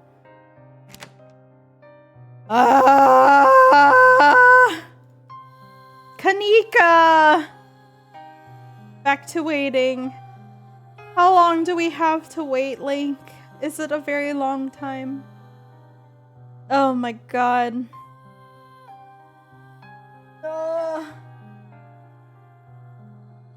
I fear it's a very long time. It's been already a very long time between chapter 4 and chapter 5. You don't know! Why did I play this? You can already ask Chris. I don't like watching shows and whatnot unless like it's mostly done. Cause like the very first time, when we watched Severance, really good show if y'all have not watched it already. When we watched Severance, I was so excited to watch it with Chris because like it has all of the things that I absolutely love in a TV show, and it was a really, really good premise and everything, right? I didn't want to watch the show until I had like the entire season to watch so I could just binge it in one go. And what Chris didn't tell me was in the final episode of the first season, a really big thing gets revealed. And I was like, ooh, that was a really cool, like, way to end an episode. Next episode, please. And Chris turned to me and he went, Jackie, there's no more. And I had to wait fucking years for season 2. All of these new fans of Severance, they don't know my pain. How long did I fucking wait? How long? I don't even remember how many years.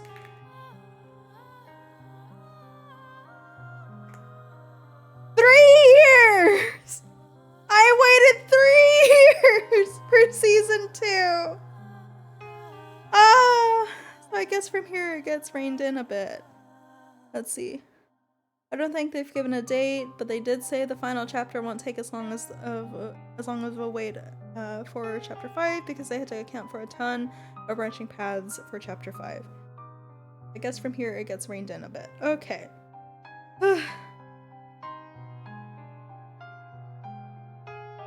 Pit is the only show I deliberately don't binge. It's coming out when the King Killer Chronicles is finished. I will be dead and in the ground before the King Killer Chronicles. On a side note, though, Brando Sando will have a Mistborn trilogy, Mistborn movie trilogy and Stormlight Archive TV show out by then. Chris, do the bing. Where's the Brando meter? But yeah. I love the game, don't get me wrong, but I'm really fucking mad at it right now. I don't like it when when I gotta make those kinds of sacrifices. No! At some point I will go through and actually like replay from the very, very beginning.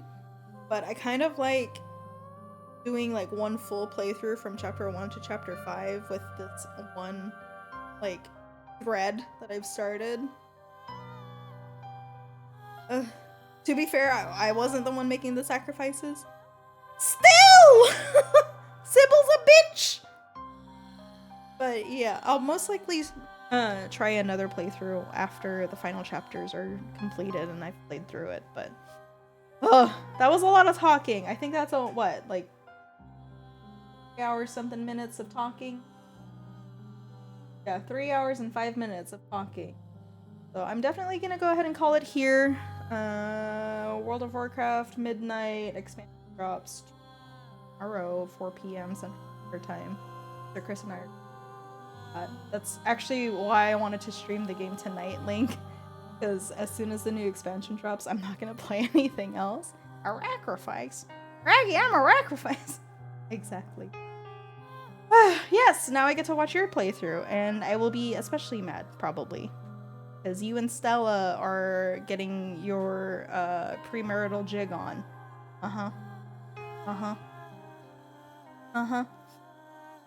I will say that I was really happy to see Dustin and that he helped me out in the very beginning of this chapter. That was really nice. I'll eventually get back into... Oh, I don't know if Dylan told you, but it'll be the barotrauma... No, the Bamber... What was it that I said? I don't even remember. The barotrauma bashtacular... Or no. Bamber's barotrauma bashtacular bachelor... something or other. We'll go back and like look at it. I can't believe they're still making WoW expansion. I mean, they're still making... Okay, old school RuneScape is still going. But yeah, I'll go ahead and call it here. I'm actually might start streaming more, mostly because I want to do some recordings of our Mythic Guild progress. But yeah, I have to go digest everything that I just experienced. Concrete. Yeah. Funky concrete. Now with an actual RN. Exactly. We just need to convince Outset Link and Toby Bento Box to join us on Barotrauma, because I think it would be really funny to get both of them. But yeah, thank you so much for stopping by. It is always greatly appreciated. I do not know when I will be streaming next. So definitely do not subscribe. Do not subscribe. Oh boy, would you look at the time? You don't have time for barotrauma. It's okay. But yeah, I'm gonna go ahead and call it here. Thank you so much. Have a great rest of your night. We will always subscribe. No! Do not subscribe. Illegal. Use your money on something else. Donate to the cause. No! No! Use this stuff on other things. I'm gonna tell my nuke bot to stop saying thank you. I'm gonna tell it to curse at people. But yeah, good night, y'all. I will catch you hopefully in a future stream. Bye.